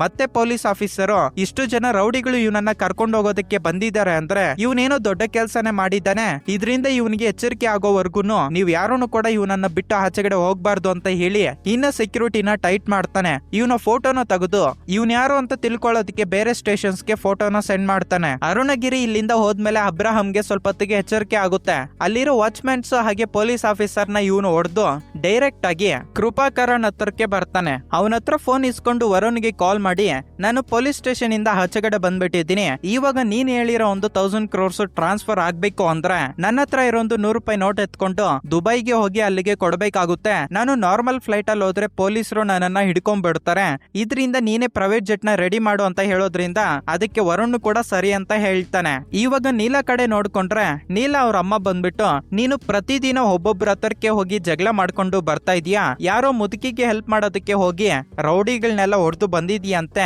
ಇವಾಗ ಅವ್ರು ಬಂದು ನಮ್ಗೆ ವಾರ್ನಿಂಗ್ ಕೊಟ್ಟು ಹೋಗಿದ್ದಾರೆ, ಪ್ಲೀಸ್ ಅಮ್ಮ ನಿನಗೆ ಮದುವೆ ಮಾಡ್ಬೇಕು ಅಂತ ಅನ್ಕೊಂಡಿದೀವಿ, ಇವಾಗ ನೀನು ಇಂತ ಜಗಳ ಹಿಡ್ಕೊಳ್ಳೋದಕ್ಕೆ ಹೋಗ್ಬೇಡ, ನೀನು ನಾರ್ಮಲ್ ಆಗಿದ್ರೆ ಆದಷ್ಟು ಬೇಗ ನಿನಗೆ ಮದುವೆ ಮಾಡಬಹುದು ಅಂತ ಹೇಳೋದ್ರಿಂದ ಅವ್ರಮ್ಮ ಹತ್ರ ನೀಲಾ ಇನ್ಮೇಲಿಂದ ನಾನು ಯಾವುದೇ ಜಗಳ ತರೋದಕ್ಕೆ ಹೋಗೋದಿಲ್ಲ ಅಂತ ಹೇಳ್ತಾಳೆ. ಪೊಲೀಸ್ ಆಫೀಸರ್ ಅಬ್ರಾಹಂ ಕಾಲ್ಗೆ ಬುಲೆಟ್ ನ ಶೂಟ್ ಮಾಡಿರ್ತಾನಲ್ವಾ, ಇದರಿಂದ ಇವನು ಡಾಕ್ಟರ್ ಗೆ ಕಾಲ್ ಮಾಡಿ ನನ್ ಕಾಲಿಗೆ ಒಂದು ಬುಲೆಟ್ ಶೂಟ್ ಮಾಡವ್ರೆ, ಅದಕ್ಕೆ ಇವಾಗ ಚಿಕಿತ್ಸೆ ಕೊಡಬೇಕು, ಯಾವ ಡಾಕ್ಟರ್ ಗೆ ಕಾಲ್ ಮಾಡಿದ್ರು ಕೂಡ ನಾನು ಎಲ್ಲಿದ್ದೀನಿ ಅಂತ ಪೊಲೀಸ್ ಆಫೀಸರ್ಸ್ಗೆ ಗೊತ್ತಾಗೋಗ್ಬಿಡುತ್ತೆ, ಇದರಿಂದ ನೀನೇನಾದ್ರೂ ಹೆಲ್ಪ್ ಮಾಡೋದಕ್ಕೆ ಆಗುತ್ತಾ ಅಂತ ಕೇಳಿದ್ದಕ್ಕೆ ಅದನ್ನ ನೀನು ಅಷ್ಟೊಂದು ಈಸಿಯಾಗಿ ತಗೊಳೋದಕ್ಕೆ ಹೋಗ್ಬೇಡ, ಇಫ್ ಇನ್ ಕೇಸ್ ಅದಕ್ಕೇನಾದ್ರೂ ಕರೆಕ್ಟ್ ಆಗಿರೋ ಒಂದು ಟ್ರೀಟ್ಮೆಂಟ್ ಆಗ್ಲಿಲ್ಲ ಅಂದ್ರೆ ಕಾಲನ್ನೇ ತೆಗಿಬೇಕಾಗಿರೋ ಒಂದು ಸಿಚುವೇಶನ್ ಬರುತ್ತೆ, ಇದರಿಂದ ನಾನು ಸ್ವಲ್ಪ ಟ್ಯಾಬ್ಲೆಟ್ಸ್ ಕೊಡ್ತೀನಿ, ಆಂಟಿಬಯೋಟಿಕ್ಸ್ ಆಗಿರೋದ್ರಿಂದ ನಿನಗೆ ಸ್ವಲ್ಪ ನೋವು ಹಾಗೆ ಅದು ರಿಕವರಿ ಆಗೋದಕ್ಕೆ ಹೆಲ್ಪ್ ಮಾಡುತ್ತೆ, ಬಟ್ ಇದು ಡಾಕ್ಟರ್ ಪ್ರಿಸ್ಕ್ರಿಪ್ಷನ್ ಇದ್ರೆ ಮಾತ್ರನೇ ನಿನಗೆ ಮೆಡಿಕಲ್ ಅಲ್ಲಿ ಟ್ಯಾಬ್ಲೆಟ್ಸ್ ಕೊಡೋದು ಅಂತ ಹೇಳಿದಾಗ ಪರವಾಗಿಲ್ಲ ನೀವು ಆ ಟ್ಯಾಬ್ಲೆಟ್ಸ್ ಏನಂತ ನನ್ನ ಹತ್ರ ಹೇಳಿ, ನಮ್ಮ ಹತ್ರ ಕತ್ತಿ ಇದ್ದಾಗ ಯಾವ ಮೆಡಿಕಲ್ ಅಲ್ಲಿ ಪ್ರಿಸ್ಕ್ರಿಪ್ಷನ್ ಕೇಳ್ತಾರ ಬಿಡು ಅಂತ ಹೇಳಿ ಈ ರೌಡಿಗಳು ಪ್ರಿಸ್ಕ್ರಿಪ್ಷನ್ ಇಲ್ದಿರಾನೆ ಟ್ಯಾಬ್ಲೆಟ್ಸ್ ಏನು ಅಂತ ನೋಟ್ ಮಾಡ್ಕೊಂತಾರೆ. ನಂತರ ಅಬ್ರಾಹಂ ಕೃಪಾಕರನ್ ಹತ್ರ ನಿನ್ ಗ್ಯಾಂಗ್ ಅಲ್ಲಿ ಯಾರಾದ್ರೂ ಹೊಸ ವ್ಯಕ್ತಿಗಳು ಬಂದಿದ್ರೆ ಅವನಿಗೆ ಮೆಡಿಕಲ್ ಗೆ ಹೋಗಿ ಈ ಟ್ಯಾಬ್ಲೆಟ್ಸ್ ನ ತಗೊಂಡ್ ಬರೋದಕ್ಕೆ ಹೇಳು, ಇಫ್ ಇನ್ ಕೇಸ್ ಅವನೇನಾದ್ರೂ ಪೊಲೀಸರಿಗೆ ಸಿಕ್ಕಾಕೊಂಡ್ರು ಕೂಡ ನಿನ್ನ ಹೆಸರು ಆಚೆಗಡೆ ಬರೋದಿಲ್ಲ ಅಂತ ಹೇಳ್ತಾನೆ. ಸರಿಯಾಗಿ ಅದೇ ಟೈಮ್ಗೆ ಟೋಬಿ ಅನ್ನೋನು ಹೊಸದಾಗಿ ಇವನ ಗ್ಯಾಂಗ್ ಒಳಗಡೆಗೆ ಸೇರ್ಕೋಬೇಕು ಅಂತ ಹೇಳಿ ಅಲ್ಲಿಗೆ ಬಂದಿರ್ತಾನೆ. ಕೃಪಾಕರನ್ಗೆ ಸರಿಯಾಗಿರೋ ಒಂದು ಟೈಮ್ಗೆ ಒಬ್ಬ ವ್ಯಕ್ತಿ ಬಂದಿದ್ದಾನೆ ಅಂತ ಹೇಳಿ ಅವನಿಗೆ ಆ ಚೀಟಿನ ಕೊಟ್ಟು ಇದ್ರಲ್ಲಿರೋ ಟ್ಯಾಬ್ಲೆಟ್ಸ್ ನ ಯಾವ್ದಾದ್ರು ಒಂದು ಮೆಡಿಕಲ್ ಗೆ ಹೋಗಿ ತಗೊಂಡ್ ಬಾ, ಡಾಕ್ಟರ್ ಪ್ರಿಸ್ಕ್ರಿಪ್ಷನ್ ಇಲ್ಲ ಅಂದ್ರೆ ಕತ್ತಿನ ತೋರ್ಸ್ಬಿಟ್ಟು ಬೆದರಿಕೆ ಹಾಕಿ ತಗೊಂಡ್ ಬಾ ಅಂತ ಹೇಳಿ ಟೋಬಿನ ಅಲ್ಲಿಂದ ಕಳಿಸ್ತಾರೆ. ಇವನಿಗೆ ಬೇರೆ ಮೆಡಿಕಲ್ ಸಿಕ್ಲಿಲ್ಲ ಅಂತ ಹೇಳ್ಬಿಟ್ಟು ಲೀಲಾ ಅವರ ಮನೆಯಲ್ಲಿರೋ ಕಾರ್ತಿ ಮ್ಯಾರೇಜ್ ಐತೆ ಅಂತ ಹೇಳ್ಬಿಟ್ಟು ಬೇರೆ ಊರಿಗೆ ಹೋಗಿರ್ತಾನಲ್ವಾ, ಇದರಿಂದ ಲೀಲಾನೇ ಬಂದು ಆ ಮೆಡಿಕಲ್ ಅಲ್ಲಿ ಕುತ್ಕೊಂಡಿರ್ತಾಳೆ. ಇವನು ಡೈರೆಕ್ಟ್ ಆಗಿ ಅದೇ ಮೆಡಿಕಲ್ ಗೆ ಹೋಗಿ ನನಗೆ ಈ ಟ್ಯಾಬ್ಲೆಟ್ಸ್ ಬೇಕು ಅಂತ ಕೇಳಿದಾಗ ಡಾಕ್ಟರ್ ಪ್ರಿಸ್ಕ್ರಿಪ್ಷನ್ ಬೇಕು ಅಂತ ಕೇಳ್ತಾಳೆ. ಇವನು ಕತ್ತಿನ ತೋರ್ಸ್ಬಿಟ್ಟು ಇವಾಗ ಡಾಕ್ಟರ್ ಪ್ರಿಸ್ಕ್ರಿಪ್ಷನ್ ಬೇಕಾ ಇಲ್ಲ ಟ್ಯಾಬ್ಲೆಟ್ ಕೊಡ್ತೀಯ ಅಂತ ಕೇಳಿದಕ್ಕೆ ಇವನಿಗೆ ಗೊತ್ತಿಲ್ದಿರೋ ವಿಷಯ ಏನಪ್ಪಾ ಅಂದ್ರೆ ಇವಳಿಗೆ ಕರಾಟೆ ಬರುತ್ತೆ, ಇವನನ್ನ ನಾಯಿ ತರ ಹೊಡಿತಾಳೆ ಅಂತ. ಲೀಲಾನು ಕೂಡ ಇವನನ್ನ ಹೊಡಿಬೇಕು ಅಂತ ಅನ್ಕೊಂತಾಳೆ, ಬಟ್ ಆವಾಗಿ ಅವ್ರಮ್ಮ ಹೇಳಿರೋ ಮಾತುಗಳು ನೆನಪಾಗ್ತಾವೆ. ನೋಡಮ್ಮ ನಿನಗೆ ಮದುವೆ ಮಾಡ್ಬೇಕು ಅಂತ ಅನ್ಕೊಂಡಿದೀವಿ, ಇನ್ಮೇಲಿಂದ ಇಂತ ಜಗಳಗಳು ಮನೆ ಹತ್ರ ತರೋದಕ್ಕೆ ಹೋಗ್ಬೇಡ ಅಂತ. ಇದರಿಂದ ಡಾಕ್ಟರ್ ಪ್ರಿಸ್ಕ್ರಿಪ್ಷನ್ ಇಲ್ದಿರಾನೆ ಲೀಲಾ ಟೋಬಿಗೆ ಬೇಕಾಗಿರೋ ಒಂದು ಟ್ಯಾಬ್ಲೆಟ್ಸ್ ಕೊಡ್ತಾಳೆ. ಇವನಿಗೆ ಬೇಕಾಗಿರೋ ಟ್ಯಾಬ್ಲೆಟ್ಸ್ ಸಿಕ್ಕವಲ್ವಾ, ಇವನ್ ಅಲ್ಲಿಂದ ಹೊರಟೋಗ್ಬೇಕಾಗಿತ್ತು ತಾನೆ. ಇವಳ ಕತ್ತಲ್ಲಿ ಒಂದು ಗೋಲ್ಡ್ ಚೈನ್ ಐತಲ್ವಾ, ಅದನ್ನು ಕೂಡ ಕಿತ್ಕೊಂಡು ಹೊರಟೋಗ್ಬಿಟ್ರೆ ಹೇಗಿರುತ್ತೆ ಅಂತ ಹೇಳಿ ಮತ್ತೆ ರಿಟರ್ನ್ ಬಂದು ಗೋಲ್ಡ್ ಚೈನ್ ಕೊಡ್ತೀಯೋ ಇಲ್ಲ ಸಾಯ್ಸಾಕ್ಲ ಅಂತ ಬೆದರಿಕೆ ಹಾಕ್ತಾನೆ. ಇಷ್ಟರವರೆಗೂ ಲೀಲಾ ಅವಳ ಕೋಪನ ಕಂಟ್ರೋಲ್ ಮಾಡ್ಕೊಂಡಿರ್ತಾಳೆ, ಬಟ್ ಇವಾಗ ಬ್ಲಾಸ್ಟ್ ಆಗಿ ಕತ್ತಲ್ಲಿರೋ ಒಂದು ಚೈನ್ ಕೊಡೋ ಅಂತ ಬೆದರಿಕೆ ಹಾಕೋದ್ರಿಂದ ಅವನ ಮೂಲೆಗಳು ಮುರಿದೋಗೋ ರೀತಿಯಲ್ಲಿ ಹೊಡೆಯೋದ್ರಿಂದ ಅಕ್ಕಪಕ್ಕದಲ್ಲಿರೋ ಜನರು ಅದನ್ನ ನೋಡಿ ಚೈನ್ ನ ಕಳ್ತನ ಮಾಡೋದಕ್ಕೆ ಬಂದಿದ್ದೇನೆ ಅಂತ ಹೇಳಿ ಪೊಲೀಸರಿಗೆ ಕಾಲ್ ಮಾಡೋದ್ರಿಂದ ಪೊಲೀಸರು ಅಲ್ಲಿಗೆ ಬಂದು ಇವನನ್ನ ಅರೆಸ್ಟ್ ಮಾಡ್ತಾರೆ. ಅಂಡ್ ಹಾಗೆ ಅವನ ಮೇಲೆ FIR ಫೈಲ್ ಮಾಡ್ಬೇಕು, ನೀನು ನಮ್ ಜೊತೆ ಬಾ ಅಂತ ಪೊಲೀಸರು ಕರೀತಾರೆ. ಇಲ್ಲ ನಮ್ಮಪ್ಪ ಊಟ ಮಾಡೋದಕ್ಕಂತ ನಮ್ಮ ಮನೆಗೆ ಹೋಗಿದ್ದಾರೆ, ನಮ್ಮಪ್ಪ ಇಲ್ಲಿಗೆ ಬಂದಿದ್ದೆ ಮೆಡಿಕಲ್ ನ ಕ್ಲೋಸ್ ಮಾಡ್ಕೊಂಡು ಡೈರೆಕ್ಟ್ ಆಗಿ ಪೊಲೀಸ್ ಸ್ಟೇಷನ್ ಗೆ ಬಂದು FIR ಕೊಡ್ತೀನಿ ಅಂತ ಹೇಳೋದ್ರಿಂದ ಪೊಲೀಸರು ಅವನನ್ನ ಕರ್ಕೊಂಡು ಹೊರಟೋಗ್ಬಿಡ್ತಾರೆ. ಇನ್ನೊಂದ್ ಕಡೆ ಅಬ್ರಾಹಂಗೆ ಟ್ಯಾಬ್ಲೆಟ್ ಬೇಕು ಅಂತ ಹೇಳಿ ಕೃಪಾಕರನ್ ಟೋಬಿಗೆ ಚೀಟಿ ಕೊಟ್ಟು ಕಳ್ಸಿರ್ತಾನಲ್ವಾ, ಇವನು ಟ್ಯಾಬ್ಲೆಟ್ ತಗೊಂಡ್ ಬರೋದಕ್ಕೆ ಹೋಗಿದ್ದಾನ ಇಲ್ಲ ಟ್ಯಾಬ್ಲೆಟ್ ನ ಅವನೇ ತಯಾರು ಮಾಡ್ಕೊಂಡ್ ಬರೋದಕ್ಕೆ ಹೋಗಿದ್ದಾನ ಅಂತ ಹೇಳಿ ಇವನು ಫ್ರಸ್ಟ್ರೇಟ್ ಫೀಲ್ ಆಗಿ ಅವನ ಫೋನ್ ಗೆ ಕಾಲ್ ಮಾಡ್ತಾನೆ. ಬಟ್ ಅವನ ಫೋನು ಕನೆಕ್ಟ್ ಆಗೋದಿಲ್ಲ. ಇವಾಗ ಸೀನು ಪೊಲೀಸ್ ಸ್ಟೇಷನ್ ಅಲ್ಲಿ ಓಪನ್ ಆಗುತ್ತೆ. ಟೋಬಿ ಒಂದತ್ರ ಕುತ್ಕೊಂಡಿರ್ತಾನಲ್ವಾ, ಅವನು ಸ್ವಲ್ಪ ಹೊತ್ತಾದ್ಮೇಲೆ ಕಾನಿಸ್ಟೇಬಲ್ ಗೆ ಸಂಬಂಧಪಟ್ಟಿರೋ ಒಂದು ಫೋನ್ ಇಸ್ಕೊಂಡು ಬಾತ್ರೂಮ್ ಒಳಗಡೆಗೆ ಹೋಗಿ ಕೃಪಾಕರನ್ಗೆ ಕಾಲ್ ಮಾಡ್ತಾನೆ. ನಡೆದಿರೋ ಎಲ್ಲಾ ವಿಷಯನೂ ಹೇಳ್ತಾನೆ. ಬಟ್ ಒಂದು ವಿಷಯ ಮಾತ್ರ ಹೇಳೋದಿಲ್ಲ. ಒಂದು ಹುಡುಗಿ ಇವನನ್ನ ಹೊಡೆದಿದ್ದಾಳೆ ಅಂತ. ಇದೇನಾದ್ರೂ ಹೇಳಿದ್ರೆ ಇವನ ಗೌರವ ಹೊರಟೋಗ್ಬಿಡುತ್ತಲ್ವಾ. ಅಂದ್ರೆ ನಾನು ಮೆಡಿಕಲ್ ಗೆ ಹೋಗಿ ಟ್ಯಾಬ್ಲೆಟ್ಸ್ ನ ಕಲೆಕ್ಟ್ ಮಾಡ್ಕೊಂಡೆ, ಹೇಗೋ ಬರ್ತಾ ಇದೀನಲ್ಲ ಅಂತ ಹೇಳಿ ಅವಳ ಚೈನ್ ನ ಕಳ್ತನ ಮಾಡ್ಬೇಕು ಅಂತ ಅನ್ಕೊಂಡೆ. ಸರಿಯಾಗಿ ಅದೇ ಟೈಮ್ಗೆ ಪೊಲೀಸರು ಅಲ್ಲಿಗೆ ಬರೋದ್ರಿಂದ ಚೈನ್ ಸ್ನ್ಯಾಚಿಂಗ್ ಅಂತ ಅನ್ಕೊಂಡು ಪೊಲೀಸರು ನನ್ನನ್ನ ಅರೆಸ್ಟ್ ಮಾಡಿದ್ದಾರೆ. ಪೊಲೀಸರಿಗೆ ಟ್ಯಾಬ್ಲೆಟ್ಸ್ ಬಗ್ಗೆ ಏನು ಗೊತ್ತಿಲ್ಲ ಅಂತ ಟೋಬಿ ಕೃಪಾಕರನ್ಗೆ ಇನ್ಫಾರ್ಮ್ ಮಾಡ್ತಾನೆ. ಆವಾಗ ಅಬ್ರಹಂ ಕೃಪಾಕರನ್ ಹತ್ರ ಲೀಲಾ ಪೊಲೀಸ್ ಸ್ಟೇಷನ್ ಗೆ ಬಂದು ಪೊಲೀಸರಿಗೆ ಇವನು ಟ್ಯಾಬ್ಲೆಟ್ಸ್ ಬಗ್ಗೆ ಬಂದಿದ್ದ ಅನ್ನೋ ಒಂದು ವಿಷಯನೇ ಹೇಳ್ಬಿಡ್ತಾಳೆ. ಆವಾಗ ಆ ಟ್ಯಾಬ್ಲೆಟ್ಸ್ ಏಂತಕ್ಕೆ ತಗೊಂತ ಇದೀಯ ಅಂತ ಟೋಬಿನ ಟಾರ್ಚರ್ ಮಾಡಿದ್ರೆ ಅವನು ನಿಜನ ಒಪ್ಕೊಂಡ್ಬಿಡ್ತಾನೆ. ನಿಜ ಹೇಳ್ಬೇಕಂದ್ರೆ ಟೋಬಿ ಇವಾಗ ನಿಜ ಒಪ್ಕೊಂಡ್ರು ಕೂಡ ನನಗೇನು ಪ್ರಾಬ್ಲಮ್ ಇಲ್ಲ, ಯಾಕಂದ್ರೆ ನಾಳೆ ಬೆಳಗ್ಗೆನೆ ನಾನು ದುಬೈಗೆ ಹೊರಟೋಗ್ಬಿಡ್ತಾ ಇದ್ದೀನಿ. ಅವನೇನಾದ್ರೂ ನಿಜ ಹೇಳಿದ್ರೆ ಇವಾಗ ಪ್ರಾಬ್ಲಮ್ ಎಲ್ಲ ನಿನಗೆ ಕೃಪಾಕರನ್. ಏನಾದ್ರೂ ಮಾಡ್ಬೇಕು ಅಂತ ಅನ್ಕೊಂಡಿದ್ರೆ ಇವಾಗೆ ಮಾಡೋ, ಲೇಟ್ ಮಾಡೋದಕ್ಕೆ ಹೋಗ್ಬೇಡ ಅಂತ ಅಬ್ರಹಂ ಅನ್ನೋದ್ರಿಂದ ಆವಾಗ ಕೃಪಾಕರನ್ ಒಂದು ಪ್ಲಾನ್ ಆಗ್ತಾನೆ. ಲೀಲಾ ಪೊಲೀಸ್ ಸ್ಟೇಷನ್ ಗೆ ಹೋಗಿ ಕಂಪ್ಲೇಂಟ್ ಕೊಟ್ಟಾಗ ಮಾತ್ರನೇ ತಾನೇ ನಿಜ ಗೊತ್ತಾಗೋದು. ಅವರ ಫ್ಯಾಮಿಲಿನೆಲ್ಲ ಸಾಯಿಸ್ಬಿಟ್ರೆ ಈ ಪ್ರಾಬ್ಲಮ್ ಇಲ್ಲಿಗೆ ಕ್ಲಿಯರ್ ಆಗೋಗ್ಬಿಡುತ್ತಲ್ವಾ ಅಂತ ಹೇಳಿ ಅವನ ತಮ್ಮ ಆಗಿರೋ ಶಿವಾಗೆ ಹೇಳ್ತಾನೆ, ಲೀಲಾಗೆ ಸಂಬಂಧಪಟ್ಟಿರೋ ಫ್ಯಾಮಿಲಿನ ಸಾಯಿಸಾಕ್ಬಿಡು ಅಂತ. ಇವಾಗ ಸೀನು ಲೀಲಾ ಅವರ ಮನೆಯಲ್ಲಿ ಓಪನ್ ಆಗುತ್ತೆ. ನೀಲವೇಣಿಗೆ ತುಂಬಾ ಕೋಪ ಬರ್ತಾ ಇರುತ್ತೆ. ಇನ್ಮೇಲಿಂದ ನೀನು ಯಾವುದೇ ಜಗಳಕ್ಕೆ ಹೋಗ್ಬಾರ್ದು ಅಂತ ನಾನು ಹೇಳಿದ್ದೆ ಅಲ್ವಾ, ನೀನ್ ಮತ್ತೆ ಇನ್ನೊಂದು ಜಗಳ ಹಾಕೊಂಡ್ ಬಂದಿದ್ಯಾ. ಇವಾಗ ಪೊಲೀಸ್ ಸ್ಟೇಷನ್ ಅಂತ ತಿರುಗಾಡ್ಕೊಂಡಿದ್ರೆ ನಿನ್ನ ಮದುವೆ ಮಾಡ್ಕೋಬೇಕು ಅಂತ ಬಂದವರು ನಿನ್ನ ಮದುವೆ ಮಾಡ್ಕೊಂತಾರ. ಈ ಕೋರ್ಟ್ ಕೇಸು ನನಗೆ ಬೇಕಾಗಿಲ್ಲ. ಇವಾಗ ನೀನು ಅವನ ಮೇಲೆ ಏನಾದ್ರೂ ಕಂಪ್ಲೇಂಟ್ ಕೊಟ್ರೆ ಅವನು ನಿನ್ ಮೇಲೆ ಕೋಪದಿಂದ ರಿವೆಂಜ್ ತಗೋಬೇಕು ಅಂತ ಹೇಳಿ ಮತ್ತೆ ಬಂದ್ಮೇಲೆ ನಿನ್ ಮೇಲೆ ಅಟ್ಯಾಕ್ ಮಾಡಿದ್ರೆ ಅವಾಗ ಏನ್ ಮಾಡ್ತೀಯ. ನನಗೆ ಈ ಕೋರ್ಟ್ ಕೇಸು ಏನು ಬೇಕಾಗಿಲ್ಲ. ಫಸ್ಟ್ ನೀವಿಬ್ರು ಹೋಗಿ ಕಂಪ್ಲೇಂಟ್ ಬೇಡ, ಏನು ಬೇಡ, ಅವನನ್ನ ಬಿಡಿಸ್ಬಿಟ್ಟು ಇಲ್ಲಿಗೆ ಬರ್ಬೇಕು ಅಂತ ನೀಲವೇಣಿ ಮಾತಾಡ್ತಿರ್ತಾಳೆ. ಅಂಡ್ ಸರಿಯಾಗಿ ಅದೇ ಟೈಮ್ಗೆ ಶಿವ ತನ್ನ ಮನುಷ್ಯರನ್ನ ಹಾಕೊಂಡು ಇವರನ್ನ ಸಾಯಿಸ್ಬಿಡ್ಬೇಕು ಅಂತ ಸೈಲೆಂಟ್ ಆಗಿ ಇವನ ಮನೆ ಒಳಗಡೆಗೆ ಎಂಟ್ರಿ ಆಗಿರ್ತಾನೆ. ಆದ್ರೆ ಅವನಿಗೆ ಗೊತ್ತಿಲ್ದಿರೋ ವಿಷಯ ಏನಪ್ಪಾ ಅಂದ್ರೆ ಈ ಮೂವರು ಕೂಡ ಕರಾಟೆಯಲ್ಲಿ ಬ್ಲಾಕ್ ಬೆಲ್ಟ್ ಅಂತ. ಬಂದಿರೋ ರೌಡಿಗಳನ್ನ ಈ ಮೂವರು ಸೇರ್ಕೊಂಡು ಅವರ ಮೂಲೆಗಳು ಮುರಿದೋಗೋ ರೀತಿಯಲ್ಲಿ ಹೊಡಿತಾರೆ. ಅಲ್ಲಿಗೆ ಬಂದಿರೋ ರೌಡಿಗಳನ್ನೆಲ್ಲ ಸಾಯಿಸ್ಬಿಟ್ಟು ಇರ್ತಾರೆ. ನೀಲವೇಣಿ ಅಷ್ಟು ಜನರು ಅಲ್ಲಿ ಸತ್ತೋಗಿರೋದನ್ನ ನೋಡಿ ನಾನು ಕೋರ್ಟ್ ಕೇಸ್ ಅನ್ನೋದೇ ಬೇಡ ಅಂತ ಅನ್ಕೊಂಡಿದ್ದೆ. ಬಟ್ ಇವಾಗ ಇಷ್ಟು ಜನರು ಸತ್ತೋಗಿರೋದನ್ನ ಪೊಲೀಸರಿಗೆ ಏನಾದ್ರೂ ಗೊತ್ತಾದ್ರೆ ನಾವು ಲೈಫ್ ಲಾಂಗ್ ಜೈಲಲ್ಲೇ ಇರ್ಬೇಕಾಗುತ್ತೆ. ಇವಾಗ ಏನಪ್ಪಾ ಮಾಡೋದು ಅಂತ ಯೋಚನೆ ಮಾಡ್ತಿರುವಾಗ ಆವಾಗ ರಾಜಾರಾಮನ್ನು ಈ ಡೆಡ್ ಬಾಡೀಸ್ನೆಲ್ಲ ಎತ್ಕೊಂಡೋಗಿ ಅವರ ಮನೆ ಪಕ್ಕದಲ್ಲೇ ಒಂದು ಗುಣಿನ ಹಾಗದು ಅದರಲ್ಲಿ ಊತಾಕ್ಬಿಡ್ತಾನೆ. ಇವಾಗ ಸೀನು ಅಬ್ರಹಂ ಹತ್ರ ಓಪನ್ ಆಗುತ್ತೆ. ಆಕ್ಚುಲಿ ಇವನ ಹತ್ರ ಒಂದು 100 ರೂಪಾಯಿ ನೋಟ್ ಇರುತ್ತಲ್ವಾ, ಈ 100 ರೂಪಾಯಿ ನೋಟ್ ಎತ್ಕೊಂಡೋಗಿ ದುಬೈಯಲ್ಲಿ ಕೊಟ್ರೆ ಮಾತ್ರನೇ ಬ್ಲಾಕ್ ಮನಿ ವೈಟ್ ಮನಿ ಆಗಿ ಕನ್ವರ್ಟ್ ಆಗಿ ಮಿನಿಸ್ಟರ್ ಅಕೌಂಟ್ ಗೆ ಟ್ರಾನ್ಸ್ಫರ್ ಆಗುತ್ತೆ. ಇಲ್ಲೇ ನಮ್ಗೆ ಗೊತ್ತಾಗೋ ವಿಷಯ ಏನಪ್ಪಾ ಅಂದ್ರೆ ಅಬ್ರಹಂ ವರುಣ್ ಹತ್ರ ಮಾತಾಡ್ತಿರುವಾಗ ಅವನ ಪರ್ಸು ಕೆಳಗಡೆಗೆ ಬಿದ್ದೋಗ್ಬಿಟ್ಟಿರುತ್ತೆ. ಅಲ್ಲೇ ಇರೋ ರೌಡಿ ಅದನ್ನ ಎತ್ಕೊಂಡು ಟೇಬಲ್ ಮೇಲೆ ಇಟ್ಟಿರ್ತಾನೆ. ಈ ಕೃಪಾಕರನ್ ತಮ್ಮ ಆಗಿರೋ ಶಿವ ಇರ್ತಾನಲ್ವಾ, ಅವನ ಪರ್ಸು ಹಾಗೆ ಈ ಅಬ್ರಹಂ ಪರ್ಸು ಒಂದೇ ತರ ಇರೋದ್ರಿಂದ ಶಿವ ಬೈ ಮಿಸ್ ಆಗಿ ಅವನ ಪರ್ಸ್ ನ ಎತ್ಕೊಂಡು ಹೊರಟೋಗ್ಬಿಟ್ಟಿರ್ತಾನೆ. ಅಂದ್ರೆ ಈ 1000 crores ಟ್ರಾನ್ಸ್ಫರ್ ಮಾಡೋದಕ್ಕೆ 100 ರೂಪಾಯಿ ನೋಟ್ ಇರುತ್ತಲ್ವಾ, ಅದನ್ನ ಶಿವ ಬೈ ಮಿಸ್ ಆಗಿ ಎತ್ಕೊಂಡು ಹೊರಟೋಗ್ಬಿಟ್ಟಿರ್ತಾನೆ. ಶಿವನೇ ಅಲ್ವಾ ಎತ್ಕೊಂಡು ಹೋಗಿರೋದು, ಆ ಫ್ಯಾಮಿಲಿನ ಸಾಯಿಸ್ಬಿಟ್ಟು ಬಂದ್ಬಿಡ್ತಾನೆ ಬಿಡು ಅಂತ ಅಬ್ರಹಂ ಅನ್ಕೊಂತಾನೆ. ಆದ್ರೆ ಇವನಿಗೆ ಗೊತ್ತಿಲ್ಲ ಅಲ್ಲಿಗೆ ಹೋಗಿರೋರ್ನ ಈ ಫ್ಯಾಮಿಲಿ ಸಾಯಿಸಾಗ್ಬಿಟ್ಟೈತೆ ಅಂತ. ತುಂಬಾ ಹೊತ್ತು ಆಗೋಗ್ಬಿಡೋದ್ರಿಂದ ಕೃಪಾಕರನ್ಗೆ ಡೌಟ್ ಬರುತ್ತೆ, ಇವನೊಂದು ಚಿಕ್ಕ ಫ್ಯಾಮಿಲಿನ ಸಾಯಿಸ್ಬಿಟ್ಟು ಬರೋದಕ್ಕೆ ಇಷ್ಟೊತ್ತಾಗುತ್ತಾ ಅಂತ ಹೇಳಿ ಅವನ ತಮ್ಮ ಆಗಿರೋ ಶಿವಗೆ ಕಾಲ್ ಮಾಡುತ್ತಾನೆ. ಅವನು ಕಾಲು ಲಿಫ್ಟ್ ಮಾಡೋದಿಲ್ಲ. ಇದರಿಂದ ಚಿಚ್ಚು ಅನ್ನೋ ರೌಡಿಗೆ ಕಾಲ್ ಮಾಡಿ ಈ ತರ ನನ್ನ ತಮ್ಮ ಒಂದು ಚಿಕ್ಕ ಫ್ಯಾಮಿಲಿನ ಸಾಯಿಸೋದಕ್ಕೆ ಹೋಗಿದ್ದಾನೆ, ಏನಾಯ್ತು ಅಂತ ನನಗೆ ಗೊತ್ತಾಗ್ತಾ ಇಲ್ಲ, ನೀನ್ ಅಲ್ಲಿಗೋಗಿ ಏನಾಗೈತೆ ಅಂತ ಇನ್ಫಾರ್ಮೇಶನ್ ಕೊಡು ಅಂತ ಹೇಳೋದ್ರಿಂದ ಅದಕ್ಕೆ ಚಿಚ್ಚುನು ಕೂಡ ಸರಿ ಅಂತ ಹೇಳಿ ರಾಜಾರಾಮನ್ ಮನೆ ಹತ್ರಕ್ಕೆ ಬರ್ತಿರುವಾಗ ಶಿವಗೆ ಸಂಬಂಧಪಟ್ಟಿರೋ ಒಂದು ಜೀಪ್ ಪಂಚರ್ ಆಗಿ ಒಂದ್ ಹತ್ರ ನಿಂತೋಗ್ಬಿಟ್ಟಿರುತ್ತೆ. ನಂತರ ಇವನು ರಾಜಾರಾಮನ್ ಮನೆ ಹತ್ರಕ್ಕೆ ಬಂದು ವಿಂಡೋ ಮುಖಾಂತರ ನೋಡ್ತಿರುವಾಗ ರಾಜಾರಾಮನ್ ಹೆಂಡತಿ ಆಗಿರೋ ನೀಲವೇಣಿ ಆರಾಮಾಗಿ ಒಂದ್ ಹತ್ರ ಕುತ್ಕೊಂಡು ಟಿವಿಯಲ್ಲಿ ಸೀರಿಯಲ್ ನೋಡ್ತಿರ್ತಾಳೆ. ಇದನ್ನ ನೋಡಿರೋ ಚಿಚ್ಚಿ ಅನ್ನೋ ರೌಡಿ ಬೇರೆ ತರ ಅರ್ಥ ಮಾಡ್ಕೊಂಡು ಕೃಪಾಕರನ್ಗೆ ಕಾಲ್ ಮಾಡಿ ನಿಜ ಹೇಳ್ಬೇಕಂದ್ರೆ ನಿನ್ ತಮ್ಮ ಆಗಿರೋ ಶಿವ ಆ ಚಿಕ್ಕ ಫ್ಯಾಮಿಲಿನ ಸಾಯಿಸೋದಕ್ಕೆ ಮನೆ ಹತ್ರಕ್ಕೆ ಬಂದಿದ್ದಾನೆ, ಬಟ್ ಅವರ ಮನೆಗೆ ಹೋಗಿಲ್ಲ. ಅವನ ಮನೆಗೆ ಸ್ವಲ್ಪ ದೂರದಲ್ಲೇ ಅವನ ಜೀಪ್ ನಿಂತೋಗ್ಬಿಟ್ಟೈತೆ, ಮೇ ಬಿ ಯಾರಾದ್ರೂ ಬಂದು ಅವನನ್ನ ಎತ್ಕೊಂಡು ಹೋಗಿರ್ಬೇಕು ಅಂತ ಹೇಳೋದ್ರಿಂದ ಕೃಪಾಕರನ್ ನನ್ನ ತಮ್ಮ ಇಲ್ಲಿಗೋದ ಅಂತ ಹೇಳಿ ಟೆನ್ಷನ್ ಪಡ್ತಿರ್ತಾನೆ. ಮತ್ತೊಂದು ಕಡೆ ಪೂರ್ಣ ಮಾರ್ಕೆಟ್ SI ಪಂಡು ಅನ್ನೋ ರೌಡಿಗೆ ಕಾಲ್ ಮಾಡಿ ಆಕ್ಚುಲಿ ಹೇಳ್ಬೇಕಂದ್ರೆ ನಾನು ರೀಸೆಂಟ್ ಆಗಿ 1/2 kg ಡ್ರಗ್ಸ್ ನ ಸೀಸ್ ಮಾಡಿದ್ದೆ, ಯಾರೋ ಕಳ್ಬಡಿ ಬಡ್ಡಿ ನನ್ ಮಗ ಅದನ್ನ ಕಳ್ತನ ಮಾಡ್ಕೊಂಡು ಎತ್ಕೊಂಡು ಹೊರಟೋಗ್ಬಿಟ್ಟಿದ್ದಾನೆ. ಸೋಮವಾರ ನಾನು ಅರ್ಧ ಕೆಜಿ ಡ್ರಗ್ ನ ಕೋರ್ಟ್ ಅಲ್ಲಿ ತೋರ್ಸ್ಬೇಕಾಗುತ್ತೆ, ಇದರಿಂದ ನನಗೆ ನೀನೆ ಹೆಲ್ಪ್ ಮಾಡೋದಕ್ಕಾಗುತ್ತಾ ಅಂತ ಕೇಳಿದ್ದಕ್ಕೆ ಅದಕ್ಕೆ ಪಂಡು ಇದ್ಕೊಂಡು, ಸರ್ ನನ್ನ ಹತ್ರ ಇವಾಗ ಅಷ್ಟೊಂದು ಮೆಟೀರಿಯಲ್ ಇಲ್ಲ, ಬಟ್ ನನಗೆ ಗೊತ್ತಿರೋ ಒಬ್ಬ ರೌಡಿ ಇದ್ದಾನೆ, ಅವನನ್ನ ಕೇಳಿದ್ರೆ ನಿಮ್ಗೆ ಹೆಲ್ಪ್ ಮಾಡಬಹುದು ಅಂತ ಹೇಳಿ ಶಿವ ಹೆಸರು ಹೇಳಿ ನೆಹರು ನಗರ್ಗೆ ಹೋಗಿ ಸರ್ ಅಂತ ಹೇಳ್ತಾನೆ. ಇದರಿಂದ SI next day morning Nehru ನಗರ್ಗೆ ಹೋಗಿ ಶಿವ ಬಗ್ಗೆ ಕೇಳ್ತಾನೆ. ಬಟ್ ಆ ಟೈಮಲ್ಲಿ ಶಿವ ಇರೋದಿಲ್ಲ, ಯಾಕಂದ್ರೆ ನಮ್ಮ ಹೀರೋ ಆಗಿರೋ ರಾಜಾರಾಮನ್ನು ಅವನನ್ನ ಒಂದತ್ರ ಕಟ್ಟಾಕ್ಬಿಟ್ಟಿರ್ತಾನೆ. ಶಿವ ಅವನಿಗೆ ಸಿಗದೆ ಇರೋದ್ರಿಂದ SI ಅಲ್ಲಿಂದ ವಾಪಸ್ ಬಂದ್ಬಿಡ್ತಾನೆ. ಆದ್ರೆ ಅಲ್ಲಿರೋ ರೌಡಿಗಳು ಮತ್ತೆ ಕೃಪಾಕರಣ್ಗೆ ಕಾಲ್ ಮಾಡಿ ಪೂರ್ಣ ಮಾರ್ಕೆಟ್ಗೆ ಸಂಬಂಧಪಟ್ಟಿರೋ SI ಬಂದು ಶಿವ ಬಗ್ಗೆ ಇನ್ವೆಸ್ಟಿಗೇಷನ್ ಮಾಡ್ತಿದ್ದಾನೆ, ನಿಮ್ಗೇನಾದ್ರೂ ಗೊತ್ತಾಯ್ತಾ ಅಂತ ಕೇಳಿದ್ದಕ್ಕೆ ಆವಾಗ ಕೃಪಾಕರಣ್ಗೆ ಅರ್ಥ ಆಗೋಗ್ಬಿಡುತ್ತೆ. ಅಬ್ರಾಹಮ್ಮ ಹಾಸ್ಪಿಟಲ್ ಅಲ್ಲಿದ್ದಾಗ ಈ ಪೂರ್ಣ ಮಾರ್ಕೆಟ್ಗೆ ಸಂಬಂಧಪಟ್ಟಿರೋ ಪೊಲೀಸ್ ಆಫೀಸರ್ ಅರುಣಗಿರಿನೇ ಹಾಸ್ಪಿಟಲ್ ಅಲ್ಲಿ ಅಡ್ಮಿಟ್ ಮಾಡಿಸಿರ್ತಾನೆ. ಅಲ್ಲಿಗೆ ಹೋಗಿರೋ ರೌಡಿಗಳನ್ನ ಬೆದರಿಕೆ ಹಾಕಿ ಅಲ್ಲಿಂದ ಕಳ್ಸಿಬಿಟ್ಟಿರ್ತಾನೆ. ಇದರಿಂದ ಕೃಪಾಕರನು ಯಾವ ತರ ಅರ್ಥ ಮಾಡ್ಕೊಂತಾನೆ ಗೊತ್ತಾ, ಈ ಟೋಬಿ ಅನ್ನೋ ರೌಡಿ ಟ್ಯಾಬ್ಲೆಟ್ಸ್ ಗೋಸ್ಕರ ಹೋಗಿ ಪೊಲೀಸರಿಗೆ ಸಿಕ್ಕಾಕೊಂಡ್ಬಿಟ್ಟಿರ್ತಾನೆ ಅಲ್ವಾ, ಅವನನ್ನ ಹೊಡಿಯೋದ್ರಿಂದ ಅವನು ಈ ಟ್ಯಾಬ್ಲೆಟ್ಸ್ ಬಗ್ಗೆ ಹೇಳ್ಬಿಟ್ಟಿರ್ತಾನೆ. ಅರುಣಗಿರಿ ಪೊಲೀಸ್ಗೆ ಎಲ್ಲ ಗೊತ್ತಾಗೋಗ್ಬಿಟ್ಟು ಅಬ್ರಾಹಮ್ ನನ್ನ ಹತ್ರಕ್ಕೆ ಬಂದಿದ್ದಾನೆ ಅಂತ ಅರ್ಥ ಮಾಡ್ಕೊಂಡು ನನ್ನ ತಮ್ಮನನ್ನ ಅರೆಸ್ಟ್ ಮಾಡಿ ಜೈಲಲ್ಲಿ ಇಟ್ಟಿದ್ದಾನೆ.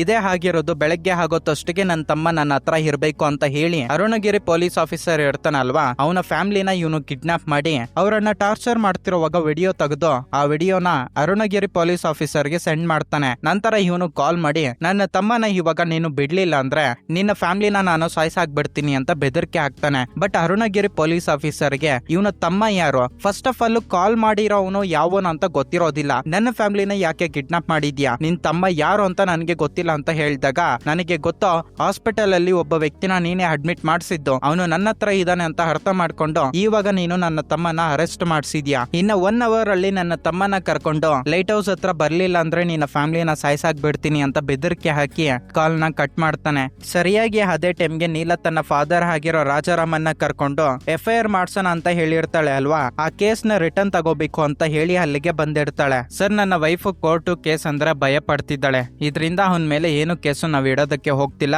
ಆ ಕೇಸ್ ನ ನಾವು ವಾಪಸ್ ತಗೊಂತೀವಿ ಅಂತ ಹೇಳಿ ಮಾತಾಡ್ತಿರುವಾಗ್ಲೇ ಅರುಣಗಿರಿ ತನ್ನ ಕ್ಯಾಬಿನ್ ಇಂದ ಆಚೆಗಡೆ ಬಂದು ಈ ಟೋಬಿ ಒಂದತ್ರ ಕುತ್ಕೊಂಡಿದ್ರೆ ಲಾಠಿ ಹತ್ಕೊಂಡು ನೆಕ್ಸ್ಟ್ ಲೆವೆಲ್ ಅಲ್ಲಿ ಹೊಡೆದಾಕ್ಬಿಟ್ಟು ಈ ಕೃಪಾಕರನ್ನು ಫೋನ್ ಮಾಡಿ ಮಾತಾಡ್ತಿರುವಾಗ ಆ ಕಾಲ್ ನ ರೆಕಾರ್ಡ್ ಮಾಡ್ಕೊಂಡಿರ್ತಾನೆ. ಅವನ ವಾಯ್ಸ್ ಕೇಳಿಸ್ಬಿಟ್ಟು ಈ ವಾಯ್ಸ್ ಯಾವೊಂದು, ಅವನ ತಮ್ಮ ಯಾರು, ಅವನು ಇವಾಗ ಎಲ್ಲಿದ್ದಾನೆ ಅಂತ ಟೋಬಿ ಹತ್ರ ಕೇಳೋದ್ರಿಂದ ಅವನು ಅದಕ್ಕೆ ಭಯ ಬಿದ್ದು ಇದು ಕೃಪಾಕರಣ್ ವಾಯ್ಸು, ಅವನ ತಮ್ಮ ಹೆಸರು ಶಿವ ಅಂತ, ಅವನು ಇವಾಗ ಎಲ್ಲಿದ್ದಾನೆ ಅಂತ ನನಗೆ ಗೊತ್ತಿಲ್ಲ ಸರ್ ಅಂತ ಹೇಳ್ತಿರ್ತಾನೆ. ಮತ್ತೊಂದು ಕಡೆ ವರುಣ್ ಅಬ್ರಾಹಂಗೆ ಕಾಲ್ ಮಾಡಿ ದುಬೈಯಲ್ಲಿ ಪ್ರೈವೇಟ್ ಜೆಟ್ ಲ್ಯಾಂಡ್ ಆಗೋದಕ್ಕೆ ನನಗೆ ಪರ್ಮಿಷನ್ ಸಿಗ್ಲಿಲ್ಲ, ಇದರಿಂದ ನನ್ನ ಮ್ಯಾನೇಜರ್ ನ ಪ್ಯಾಸೆಂಜರ್ಸ್ ಫ್ಲೈಟ್ ಅಲ್ಲಿ ಕಳಿಸ್ಬೇಕು ಅಂತ ಅನ್ಕೊಂಡಿದೀನಿ, ಇನ್ನು ಸ್ವಲ್ಪ ಹೊತ್ತಲ್ಲಿ ನನ್ನ ಮ್ಯಾನೇಜರ್ ಅಲ್ಲಿಗೆ ಬರ್ತಾನೆ, ನಿನ್ನ ಹತ್ರ ಇರೋ ಒಂದು 100 ರೂಪಾಯಿ ನೋಟು ಅವನಿಗೆ ಕೊಡು, ಆ 100 ರೂಪಾಯಿ ನೋಟು ಅವ್ರಿಗೆ ಕೊಟ್ಟು 1000 crores ಟ್ರಾನ್ಸಾಕ್ಷನ್ ಆಗೋ ತರ ಅವನು ನೋಡ್ತಾನೆ ಅಂತ ಹೇಳ್ತಾನೆ. ಅರುಣಗಿರಿ ಅಬ್ರಾಹಮ್ಮ ಹಾಸ್ಪಿಟಲ್ ಅಲ್ಲಿದ್ದಾಗ ಇವನು ಯಾರು ಅಂತ ತಿಳ್ಕೊಳ್ಳೋದಕ್ಕೆ ಪ್ರತಿಯೊಂದು ಸ್ಟೇಷನ್ಗೂ ಫೋಟೋನ ಸೆಂಡ್ ಮಾಡಿ ಇರ್ತಾನಲ್ವಾ, ಅದರಲ್ಲಿ ಒಬ್ಬ ಪೊಲೀಸ್ ಆಫೀಸರ್ ಕಾಲ್ ಮಾಡಿ ಆಕ್ಚುಲಿ ಹೇಳ್ಬೇಕಂದ್ರೆ ಇವನೊಬ್ಬ ದೊಡ್ಡ ಅಂಡರ್ ಗ್ರೌಂಡ್ ಗ್ಯಾಂಗ್ಸ್ಟರ್, ಇವನ್ ಏನ್ ಕೆಲಸ ಮಾಡಿದ್ರು ಕೂಡ ಒಬ್ಬಂಟಿಯಾಗಿ ಮಾಡ್ತಾನೆ, ಏನು ಇಂಪಾರ್ಟೆಂಟ್ ಕೆಲಸ ಆಗಿದ್ರೆ ಮಾತ್ರನೇ ಆಚೆಗಡೆ ಬರ್ತಾನೆ ಅಂತ ಹೇಳ್ತಾನೆ. ಇನ್ನೊಂದು ಕಡೆ ಅಬ್ರಾಹಮ್ ಆ ಮ್ಯಾನೇಜರ್ ಇಲ್ಲಿಗೆ ಬರೋದಕ್ಕೂ ಮೊದ್ಲೇ ನನ್ 100 ರೂಪಾಯಿ ನೋಟ್ ನ ಕಂಡು ಹಿಡಿಬೇಕು ಅಂತ ಹೇಳಿ ಒಬ್ಬ ಪೊಲೀಸ್ ಆಫೀಸರ್ ನ ಇವನು ಕಿಡ್ನಾಪ್ ಮಾಡಿ ರಕ್ತ ಬರೋ ತರ ಹೊಡೆದು ಇವಾಗ ಕೃಪಾಕರನ್ ತಮ್ಮ ಎಲ್ಲಿದ್ದಾನೆ ಅಂತ ಕೇಳಿದಾಗ ಆವಾಗ ಪೊಲೀಸ್ ಆಫೀಸರ್ ನಿಜ ಹೇಳ್ತಾನೆ, ಆಕ್ಚುಲಿ ಹೇಳ್ಬೇಕಂದ್ರೆ ಟೋಬಿ ನಮ್ಗೆ ಯಾವುದೇ ವಿಷಯನೂ ಹೇಳಿಲ್ಲ, ಅವನ್ ಮೇಲೆ ಕೇಸ್ ಇಡೋದಕ್ಕೆ ಬಂದಿರೋ ತಂದೆ ಮಗಳಿಬ್ರು ಕೂಡ ಕೇಸ್ ವಾಪಸ್ ತಗೊಂಡು ಹೊರಟೋಗ್ಬಿಟ್ಟಿದ್ದಾರೆ ಅಂತ ಹೇಳೋದ್ರಿಂದ ಆವಾಗ ಅಬ್ರಾಹಂಗೆ ಅರ್ಥ ಆಗುತ್ತೆ ಏನು ನಡೆದಿಲ್ಲ, ಗ್ಯಾರಂಟಿ ಶಿವ ಇವರ ಮನೆಗೆ ಹೋಗಿದ್ದಾರೆ, ಇವರೇ ಏನೋ ಮಾಡಿದ್ದಾರೆ ಅಂತ ಅರ್ಥ ಮಾಡ್ಕೊಂಡು ಆ ಪೊಲೀಸ್ ಆಫೀಸರ್ ನ ಎತ್ಕೊಂಡ್ ಬಂದಿರ್ತಾನಲ್ವಾ, ಅವನನ್ನ ಸಾಯ್ಸಾಕ್ಬಿಟ್ಟು ನೀಲ ಅವರ ಮನೆಗೆ ಹೋಗ್ಬೇಕು ಅಂತ ಅನ್ಕೊಂತಾನೆ. ಮತ್ತೊಂದು ಕಡೆ ನೀಲವೇಣಿ ತನ್ನ ಮಗಳು ಹಾಗೆ ಗಂಡ ಜೊತೆ ಮಾತಾಡ್ಕೊಂಡು ಆ ಪೊಲೀಸ್ ಆಫೀಸರ್ ಮಕ್ಕಳು ಇವಾಗ ಅನ್ಯಾಯವಾಗಿ ಸತ್ತೋಗ್ತಿದ್ದಾರೆ, ಅವ್ರನ್ನ ಹೇಗಾದ್ರೂ ಸರಿ ಕಾಪಾಡಬೇಕು ಅಂತ ಹೇಳಿ ಇವರು ಮೂವರು ಥಿಂಕ್ ಮಾಡ್ತಿರುವಾಗ ಸರಿಯಾಗಿ ಅದೇ ಟೈಮ್ಗೆ ಅಬ್ರಾಹಮ್ಮ ಅಲ್ಲಿಗೆ ಬಂದು ಶಿವ ಎಲ್ಲಿದ್ದಾನೆ, ಅವನ ಡೆಡ್ ಬಾಡಿನ ಏನ್ ಮಾಡಿದಾರ ಅಂತ ಹೇಳಿ ಇವ್ರ ಮೇಲೆ ಅಟ್ಯಾಕ್ ಮಾಡೋದಕ್ಕೆ ಶುರು ಮಾಡ್ತಾನೆ. ಈ 4 ಜನರ ಮಧ್ಯೆ ಫೈಟಿಂಗ್ ನಡೆಯುತ್ತೆ. ಇಲ್ಲಿ ಅಬ್ರಾಹಮ್ಮ ಆ ಮೂವರ್ನು ನೆಕ್ಸ್ಟ್ ಲೆವೆಲ್ ಅಲ್ಲಿ ಹೊಡೆದಾಕ್ಬಿಟ್ಟು ನೀಲವೇಣಿನ ಕತ್ತಿಯಿಂದ ಚುಚ್ಚಿ ಸಾಯಿಸ್ಬಿಡ್ಬೇಕು ಅಂತ ಅನ್ಕೊಂತಾನೆ. ಸರಿಯಾಗಿ ಅದೇ ಟೈಮ್ಗೆ ಕಾರ್ತಿ ಅಲ್ಲಿಗೆ ಬಂದು ಅವನ್ ಮೇಲೆ ಅಟ್ಯಾಕ್ ಮಾಡೋದ್ರಿಂದ ಈ 4 ಜನ ಸೇರ್ಕೊಂಡು ಅಬ್ರಾಹಂನ ಒಂದು ಚೇರ್ಗೆ ಕಟ್ಟಾಕ್ಬಿಡ್ತಾರೆ. ಆವಾಗ ರಾಜಾರಾಮನ್ನು ಇವನ ಹತ್ರ ಆ ಪೊಲೀಸ್ ಆಫೀಸರ್ ಮಕ್ಕಳು ಹಾಗೆ ಹೆಂಡತಿನ ಎಲ್ಲಿ ಇಟ್ಟಿದ್ದೀರಾ ಅಂತ ಅಂತ ಇವನಿಗೆ ಟಾರ್ಚರ್ ಕೊಟ್ಟು ಕೇಳೋದ್ರಿಂದ ಅವ್ರು ಎಲ್ಲಿದ್ದಾರೆ ಅಂತ ಹೇಳ್ಬಿಡ್ತಾನೆ. ನಂತರ ರಾಜಾರಾಮನ್ನು ಹಾಗೆ ನೀಲ ಇಬ್ರು ಅಲ್ಲಿಗೆ ಹೋಗಿ ಅಲ್ಲಿರೋ ರೌಡಿಗಳು ಹಾಗೆ ಕೃಪಾಕರಣ್ನ ಹೊಡೆದು ಇನ್ನು ಕೃಪಾಕರಣ್ನ ಸಾಯಿಸ್ಬಿಡ್ಬೇಕು ಅನ್ನೋ ಒಂದು ಟೈಮ್ಗೆ ವರುಣ್ಗೆ ಸಂಬಂಧಪಟ್ಟಿರೋ ಒಬ್ಬ ಮ್ಯಾನೇಜರು 100 ರೂಪಾಯಿ ನೋಟ್ ಎತ್ಕೊಂಡು ಹೋಗ್ಬೇಕು ಅಂತ ಅಲ್ಲಿಗೆ ಬರ್ತಾನೆ. ಆವಾಗ ಕೃಪಾಕರಣ್ಣು, ನೀನು ನಮ್ಮನ್ನ ಸಾಯಿಸ್ಬಿಟ್ರೆ ನಮಕ್ಕಿಂತ ಪವರ್ಫುಲ್ ಆಗಿರೋ ಒಬ್ಬ ವ್ಯಕ್ತಿ ಬಂದು ನಿಮ್ಮ ಫ್ಯಾಮಿಲಿನ ಸಾಯಿಸ್ಬಿಡ್ತಾನೆ. ಆಕ್ಚುಲಿ ಹೇಳ್ಬೇಕಂದ್ರೆ ಅವನಿಗೆ ಶಿವ ಹತ್ರ ಇರೋ ಒಂದು 100 ರೂಪಾಯಿ ನೋಟು ಬೇಕು, ಅದಕ್ಕೋಸ್ಕರನೇ ಇಷ್ಟೆಲ್ಲ ನಡೀತಿರೋದು ಅಂತ ಹೇಳಿದಾಗ ರಾಜಾರಾಮನ್ನು ಹಾಗೆ ಅವನ ಮಗಳು ಇದನ್ನ ನಂಬೋದಿಲ್ಲ, ಬರೀ 100 ರೂಪಾಯಿ ನೋಟುಗೋಸ್ಕರ ಇಷ್ಟೆಲ್ಲ ಜನರನ್ನ ಸಾಯಿಸ್ತಾ ಇದೀರಾ ಅಂತ. ಆವಾಗ ಆ ಮ್ಯಾನೇಜರ್ ಬಂದಿರ್ತಾನಲ್ವಾ, ವರುಣ್ ಹಾಕಿರೋ ಒಂದು ಪ್ಲಾನ್ ಹೇಳ್ಬಿಡುತ್ತಾನೆ. ಆ ವಿಲೇಜ್ ಹತ್ರ ಮೈನಿಂಗ್ ಮಾಡಿದ್ರೆ 7000 crores ಪ್ರಾಫಿಟ್ ಬರುತ್ತೆ, 1000 crores ಮಿನಿಸ್ಟರ್ಗೆ ಟ್ರಾನ್ಸ್ಫರ್ ಮಾಡಬೇಕು ಅಂತ ಹೇಳಿ ಎಲ್ಲ ರೆಡಿ ಮಾಡಿದೀವಿ. ಇವಾಗ ಅವನ ಹತ್ರ ಇರೋ ಒಂದು 100 ರೂಪಾಯಿ ನೋಟು ದುಬೈಯಲ್ಲಿ ಕೊಟ್ರೆ ಆ 1000 crores ಟ್ರಾನ್ಸ್ಫರ್ ಆಗುತ್ತೆ. ನಮ್ಗೆ ಬೇಕಾಗಿರೋ ಒಂದು ಪರ್ಮಿಷನ್ ಸಿಗೋದ್ರಿಂದ ನಾವು ಮೈನಿಂಗ್ ಸ್ಟಾರ್ಟ್ ಮಾಡೋದ್ರೆ ನಮ್ಗೆ 7000 crores ಪ್ರಾಫಿಟ್ ಬರುತ್ತೆ ಅಂತ ಹೇಳೋದ್ರಿಂದ ರಾಜಾರಾಮನ್ಗೆ ಡೌಟ್ ಬರುತ್ತೆ, ಇವ್ನು ಹೇಳ್ತಿರೋದು ನಿಜನಾ ಅಲ್ವಾ ಅಂತ ತಿಳ್ಕೊಳ್ಳೋದಕ್ಕೆ ಕಾರ್ತಿಗೆ ಕಾಲ್ ಮಾಡಿ ಈ ತರ ಡೆಡ್ ಬಾಡಿನ ನಾವು ಸಾಯಿಸ್ಬಿಟ್ಟು ಮನೆ ಹತ್ರ ಊತಾಕ್ಬಿಟ್ಟಿದ್ವಿ, ಅವನ ಪರ್ಸಲ್ಲಿ 100 ರೂಪಾಯಿ ನೋಟು ಆಯ್ತೋ ಇಲ್ವೋ ಚೆಕ್ ಮಾಡು ಅಂತ ಹೇಳೋದ್ರಿಂದ ಅವನು ಚೆಕ್ ಮಾಡಿ ನೋಡಿದ್ರೆ ಇವನು ಹೇಳಿರೋದೆಲ್ಲ ನಿಜಾನೇ, ಅದರಲ್ಲಿ 100 ರೂಪಾಯಿ ನೋಟ್ ಇರುತ್ತೆ. ಕೃಪಾಕರಣ್ಣು ಇವನ ಹತ್ರ ಇವಾಗ ನಮಗೆ ಬೇಕಾಗಿರೋ 100 ರೂಪಾಯಿ ನೋಟ್ ಕೊಟ್ಬಿಟ್ರೆ ನೀವು ಆರಾಮಾಗಿ ಇರಬಹುದು ಅಂತ ಹೇಳಿದಾಗ ಆವಾಗ ನೀಲ ಒಂದು ನಿಮಿಷ ಯೋಚನೆ ಮಾಡಿ, ಹಾಗಾದ್ರೆ ನಾವು ನಿಮ್ಗೆ ಬೇಕಾಗಿರೋ ಒಂದು 100 ರೂಪಾಯಿ ನೋಟು ಕೊಟ್ಬಿಟ್ರೆ ಆ 100 ರೂಪಾಯಿ ನೋಟ್ ಎತ್ಕೊಂಡು ಹೋಗಿ ದುಬೈಯಲ್ಲಿ ಕೊಡ್ತೀರಾ, ಇದರಿಂದ 1000 crores ಟ್ರಾನ್ಸ್ಫರ್ ಆಗ್ತವೆ, ಮಿನಿಸ್ಟರ್ ಕಡೆಯಿಂದ ಬರ್ಬೇಕಾಗಿರೋ ಒಂದು ಪರ್ಮಿಷನ್ ಸಿಗೋದ್ರಿಂದ ನೀವು ಆ ವಿಲೇಜ್ ಹತ್ರ ಇರೋ ಒಂದು ಬೆಟ್ಟದ ಮೈನಿಂಗ್ ನ ಸ್ಟಾರ್ಟ್ ಮಾಡ್ತೀರಾ, ಇದರಿಂದ ಆ ಬೆಟ್ಟ ಮುರಿದೋಗ್ಬಿಟ್ಟು ಆ ವಿಲೇಜ್ ಮೇಲೆ ಬಿದ್ದು 1300 ಪೀಪಲ್ಸ್ ಸತ್ತೋಗ್ಬಿಡ್ತಾರೆ, ಇದೇನಾ ಅಂತ ಕೇಳಿದ್ದಕ್ಕೆ ಹ್ಞೂ ಹೌದು ಅಂತ ಹೇಳ್ತಾನೆ. ಇನ್ನೇನೈತೆ ಇವರು ನಾರ್ಮಲ್ ಆಗಿ ಬೇರೊಬ್ಬರಿಗೆ ಅನ್ಯಾಯ ನಡೀತೈತಂದ್ರೇನೆ ಅವ್ರನ್ನ ಬಿಡ್ತಿರೋದಿಲ್ಲ, ಇನ್ನ 800 ಜನ ಅಲ್ಲಿ ಸತ್ತೋಗ್ಬಿಡ್ತಿದ್ದಾರೆ ಅಂದ್ರೆ ಇವರು ಸುಮ್ನೆ ಬಿಡ್ತಾರ, ಕೃಪಾಕರಣ್ಣು ಹಾಗೆ ಮ್ಯಾನೇಜರ್ ನ ಸಾಯಿಸ್ಬಿಡ್ತಾರೆ. ನಂತರ ನೀಲ ಅಲ್ಲಿ ಬಿದ್ದಿರೋ ಒಬ್ಬ ರೌಡಿ ಫೋನ್ ನ ಎತ್ಕೊಂಡು ಈ ಪೊಲೀಸ್ ಆಫೀಸರ್ ಮಕ್ಕಳು ಹಾಗೆ ಹೆಂಡತಿ ಒಂದತ್ರ ಇದ್ರೆ ಅವ್ರ ಹತ್ರಕ್ಕೆ ಈ ಫೋನ್ ನ ಬಿಸಾಕ್ಬಿಟ್ಟು ಅಲ್ಲಿಂದ ಹೊರಟೋಗ್ಬಿಡ್ತಾರೆ. ನಂತರ ಪೊಲೀಸ್ ಆಫೀಸರ್ಗೆ ಕಾಲ್ ಮಾಡೋದ್ರಿಂದ ಆ ಪೊಲೀಸ್ ಆಫೀಸರ್ ಬಂದು ತನ್ನ ಮಕ್ಕಳು ಹಾಗೆ ಹೆಂಡತಿನ ಕಾಪಾಡ್ಕೊಂತಾನೆ. ಆವಾಗ ಅವನು ಅನ್ಕೊಂತಾನೆ ಶಿವನ ಯಾರು ಕಿಡ್ನಾಪ್ ಮಾಡಿ ಇರ್ತಾರೋ ಅವರೇ ಇದೆಲ್ಲ ಮಾಡಿರೋದು ಅಂತ. ಇನ್ನೊಂದು ಕಡೆ ಮಿನಿಸ್ಟರ್ ವರುಣ್ಗೆ ಕಾಲ್ ಮಾಡಿ ನಿನಗೆ ಸಂಬಂಧಪಟ್ಟಿರೋ ಮ್ಯಾನೇಜರ್ ಒಂದತ್ರ ಸತ್ತೋಗ್ಬಿಟ್ಟಿದ್ದಾನೆ, ನೀನೇನಾದ್ರೂ ನನ್ನನ್ನ ಹಿಡ್ಕೊಡೋದಕ್ಕೆ ಪ್ಲಾನ್ ಮಾಡ್ತಿದ್ಯಾ ಅಂತ ಕೇಳಿದಕ್ಕೆ ಇಲ್ಲ ಸರ್, ನಿಮ್ಗೆ ಕೊಡ್ಬೇಕಾಗಿರೋ ಒಂದು 1000 crores ಒಂದತ್ರ ನಿಂತೋಗ್ಬಿಟ್ಟಿದಾವೆ, ನನಗೆ ಒಂದು ದಿನ ಟೈಮ್ ಕೊಡಿ ಅಂತ ಕೇಳಿದಕ್ಕೆ ಸರಿ ಒಂದು ದಿನ ಮಾತ್ರ ಟೈಮ್ ಕೊಡ್ತೀನಿ, ಇಲ್ಲ ಅಂದ್ರೆ ನಮ್ಮಿಬ್ಬರ ಮಧ್ಯೆ ಮಾತಾಡ್ಕೊಂಡಿರೋ ಒಂದು ಡೀಲ್ ಕ್ಯಾನ್ಸಲ್ ಆಗೋಗ್ಬಿಟ್ಟೈತೆ ಅಂತ ತಿಳ್ಕೊ ಅಂತ ಹೇಳೋದ್ರಿಂದ ಇವಾಗ ಡೈರೆಕ್ಟ್ ಆಗಿ ವರುಣ್ ಈ ಕೆಲಸದಲ್ಲಿ ಇಳಿತಾನೆ. ಮತ್ತೊಂದು ಕಡೆ ರಾಜಾರಾಮನ್ನು ಹಾಗೆ ಅವನ ಫ್ಯಾಮಿಲಿ ಅಬ್ರಹಾಂ ಬದುಕಿರೋವಾಗ್ಲೇ ಮಣ್ಣಲ್ಲಿ ಹಾಕಿ ಊತಾಕ್ಬಿಡ್ತಾರೆ. ಇನ್ನ ಉಳಿದಿರೋದು ವರುಣ್ ಮಾತ್ರನೇ, ಇವನನ್ನು ಕೂಡ ಸಾಯಿಸ್ಬಿಟ್ರೆ ನಾವು ಆರಾಮಾಗಿ ಇರ್ಬೋದು ಅಂತ ಹೇಳಿ ರಾಜಾರಾಮನ್ನು ನೀಲವೇಣಿ ಇವ್ರು ಮೂವರು ಮನೆ ಹತ್ರ ಬರೋತಷ್ಟಿಗೆ ವರುಣ್ ತುಂಬಾ ರೌಡಿಗಳನ್ನ ರೆಡಿ ಮಾಡಿರ್ತಾನೆ. ಆ ರೌಡಿಗಳನ್ನೆಲ್ಲ ಇವ್ರು ಮೂವರು ನೆಕ್ಸ್ಟ್ ಲೆವೆಲ್ ಅಲ್ಲಿ ಹೊಡೆದಾಕ್ಬಿಟ್ಟು ವರುಣ್ನ ಅಟ್ಯಾಕ್ ಮಾಡೋದಕ್ಕೆ ಹೋಗ್ತಾರೆ. ಸ್ಟಾರ್ಟಿಂಗ್ ಅಲ್ಲಿ ವರುಣ್ ಅವರು ಮೂವರ್ನು ಹೊಡೆದ್ರು ಕೂಡ ಲಾಸ್ಟ್ ಗೆ ರಾಜಾರಾಮನ್ನು ವರುಣ್ ತಲೆನ ಕಟ್ ಮಾಡಿ ಸಾಯಿಸ್ಬಿಡ್ತಾನೆ. ನಂತರ ಸೀನು 3 ತಿಂಗಳು ಆದ್ಮೇಲೆ ಓಪನ್ ಆಗುತ್ತೆ. ಪೊಲೀಸರು ಇವಾಗನು ಕೂಡ ಈ ಹತ್ಯೆಗಳು ಮಾಡಿರೋದು ಯಾರು ಅಂತ ಹೇಳಿ ಹುಡ್ಕಾಡ್ತಾನೆ ಇರೋದ್ರಿಂದ ಈ ಕೇಸು CBIಗೆ ಹೋಗೋ ತರ ತೋರಿಸಿ ಮೂವಿನ ಇಲ್ಲಿಗೆ ಎಂಡ್ ಮಾಡ್ತಾರೆ. ಈ ಮೂವಿ ನಿಮ್ಗೆ ಇಷ್ಟ ಆಯ್ತು ಅಂತ ಅನ್ಕೊಂತ ಇದ್ದೀನಿ. ಇಷ್ಟ ಆಗಿದ್ರೆ ಎಸ್ ಅಂತ ಕಮೆಂಟ್ ಮಾಡಿ, ವಿಡಿಯೋಗೆ ಒಂದು ಲೈಕ್ ಮಾಡಿ. Thanks for watching this video. Next ಇನ್ನೊಂದು ಇಂಟ್ರೆಸ್ಟಿಂಗ್ ಆಗಿರೋ ವಿಡಿಯೋ ಮುಖಾಂತರ ನಾನ್ ನಿಮ್ಮನ್ನ ಮೀಟ್ ಆಗ್ತೀನಿ. ಸೈನಿಂಗ್ ಆಫ್, ನಿಮ್ಮ ಅನಿರುದ್ಧ್.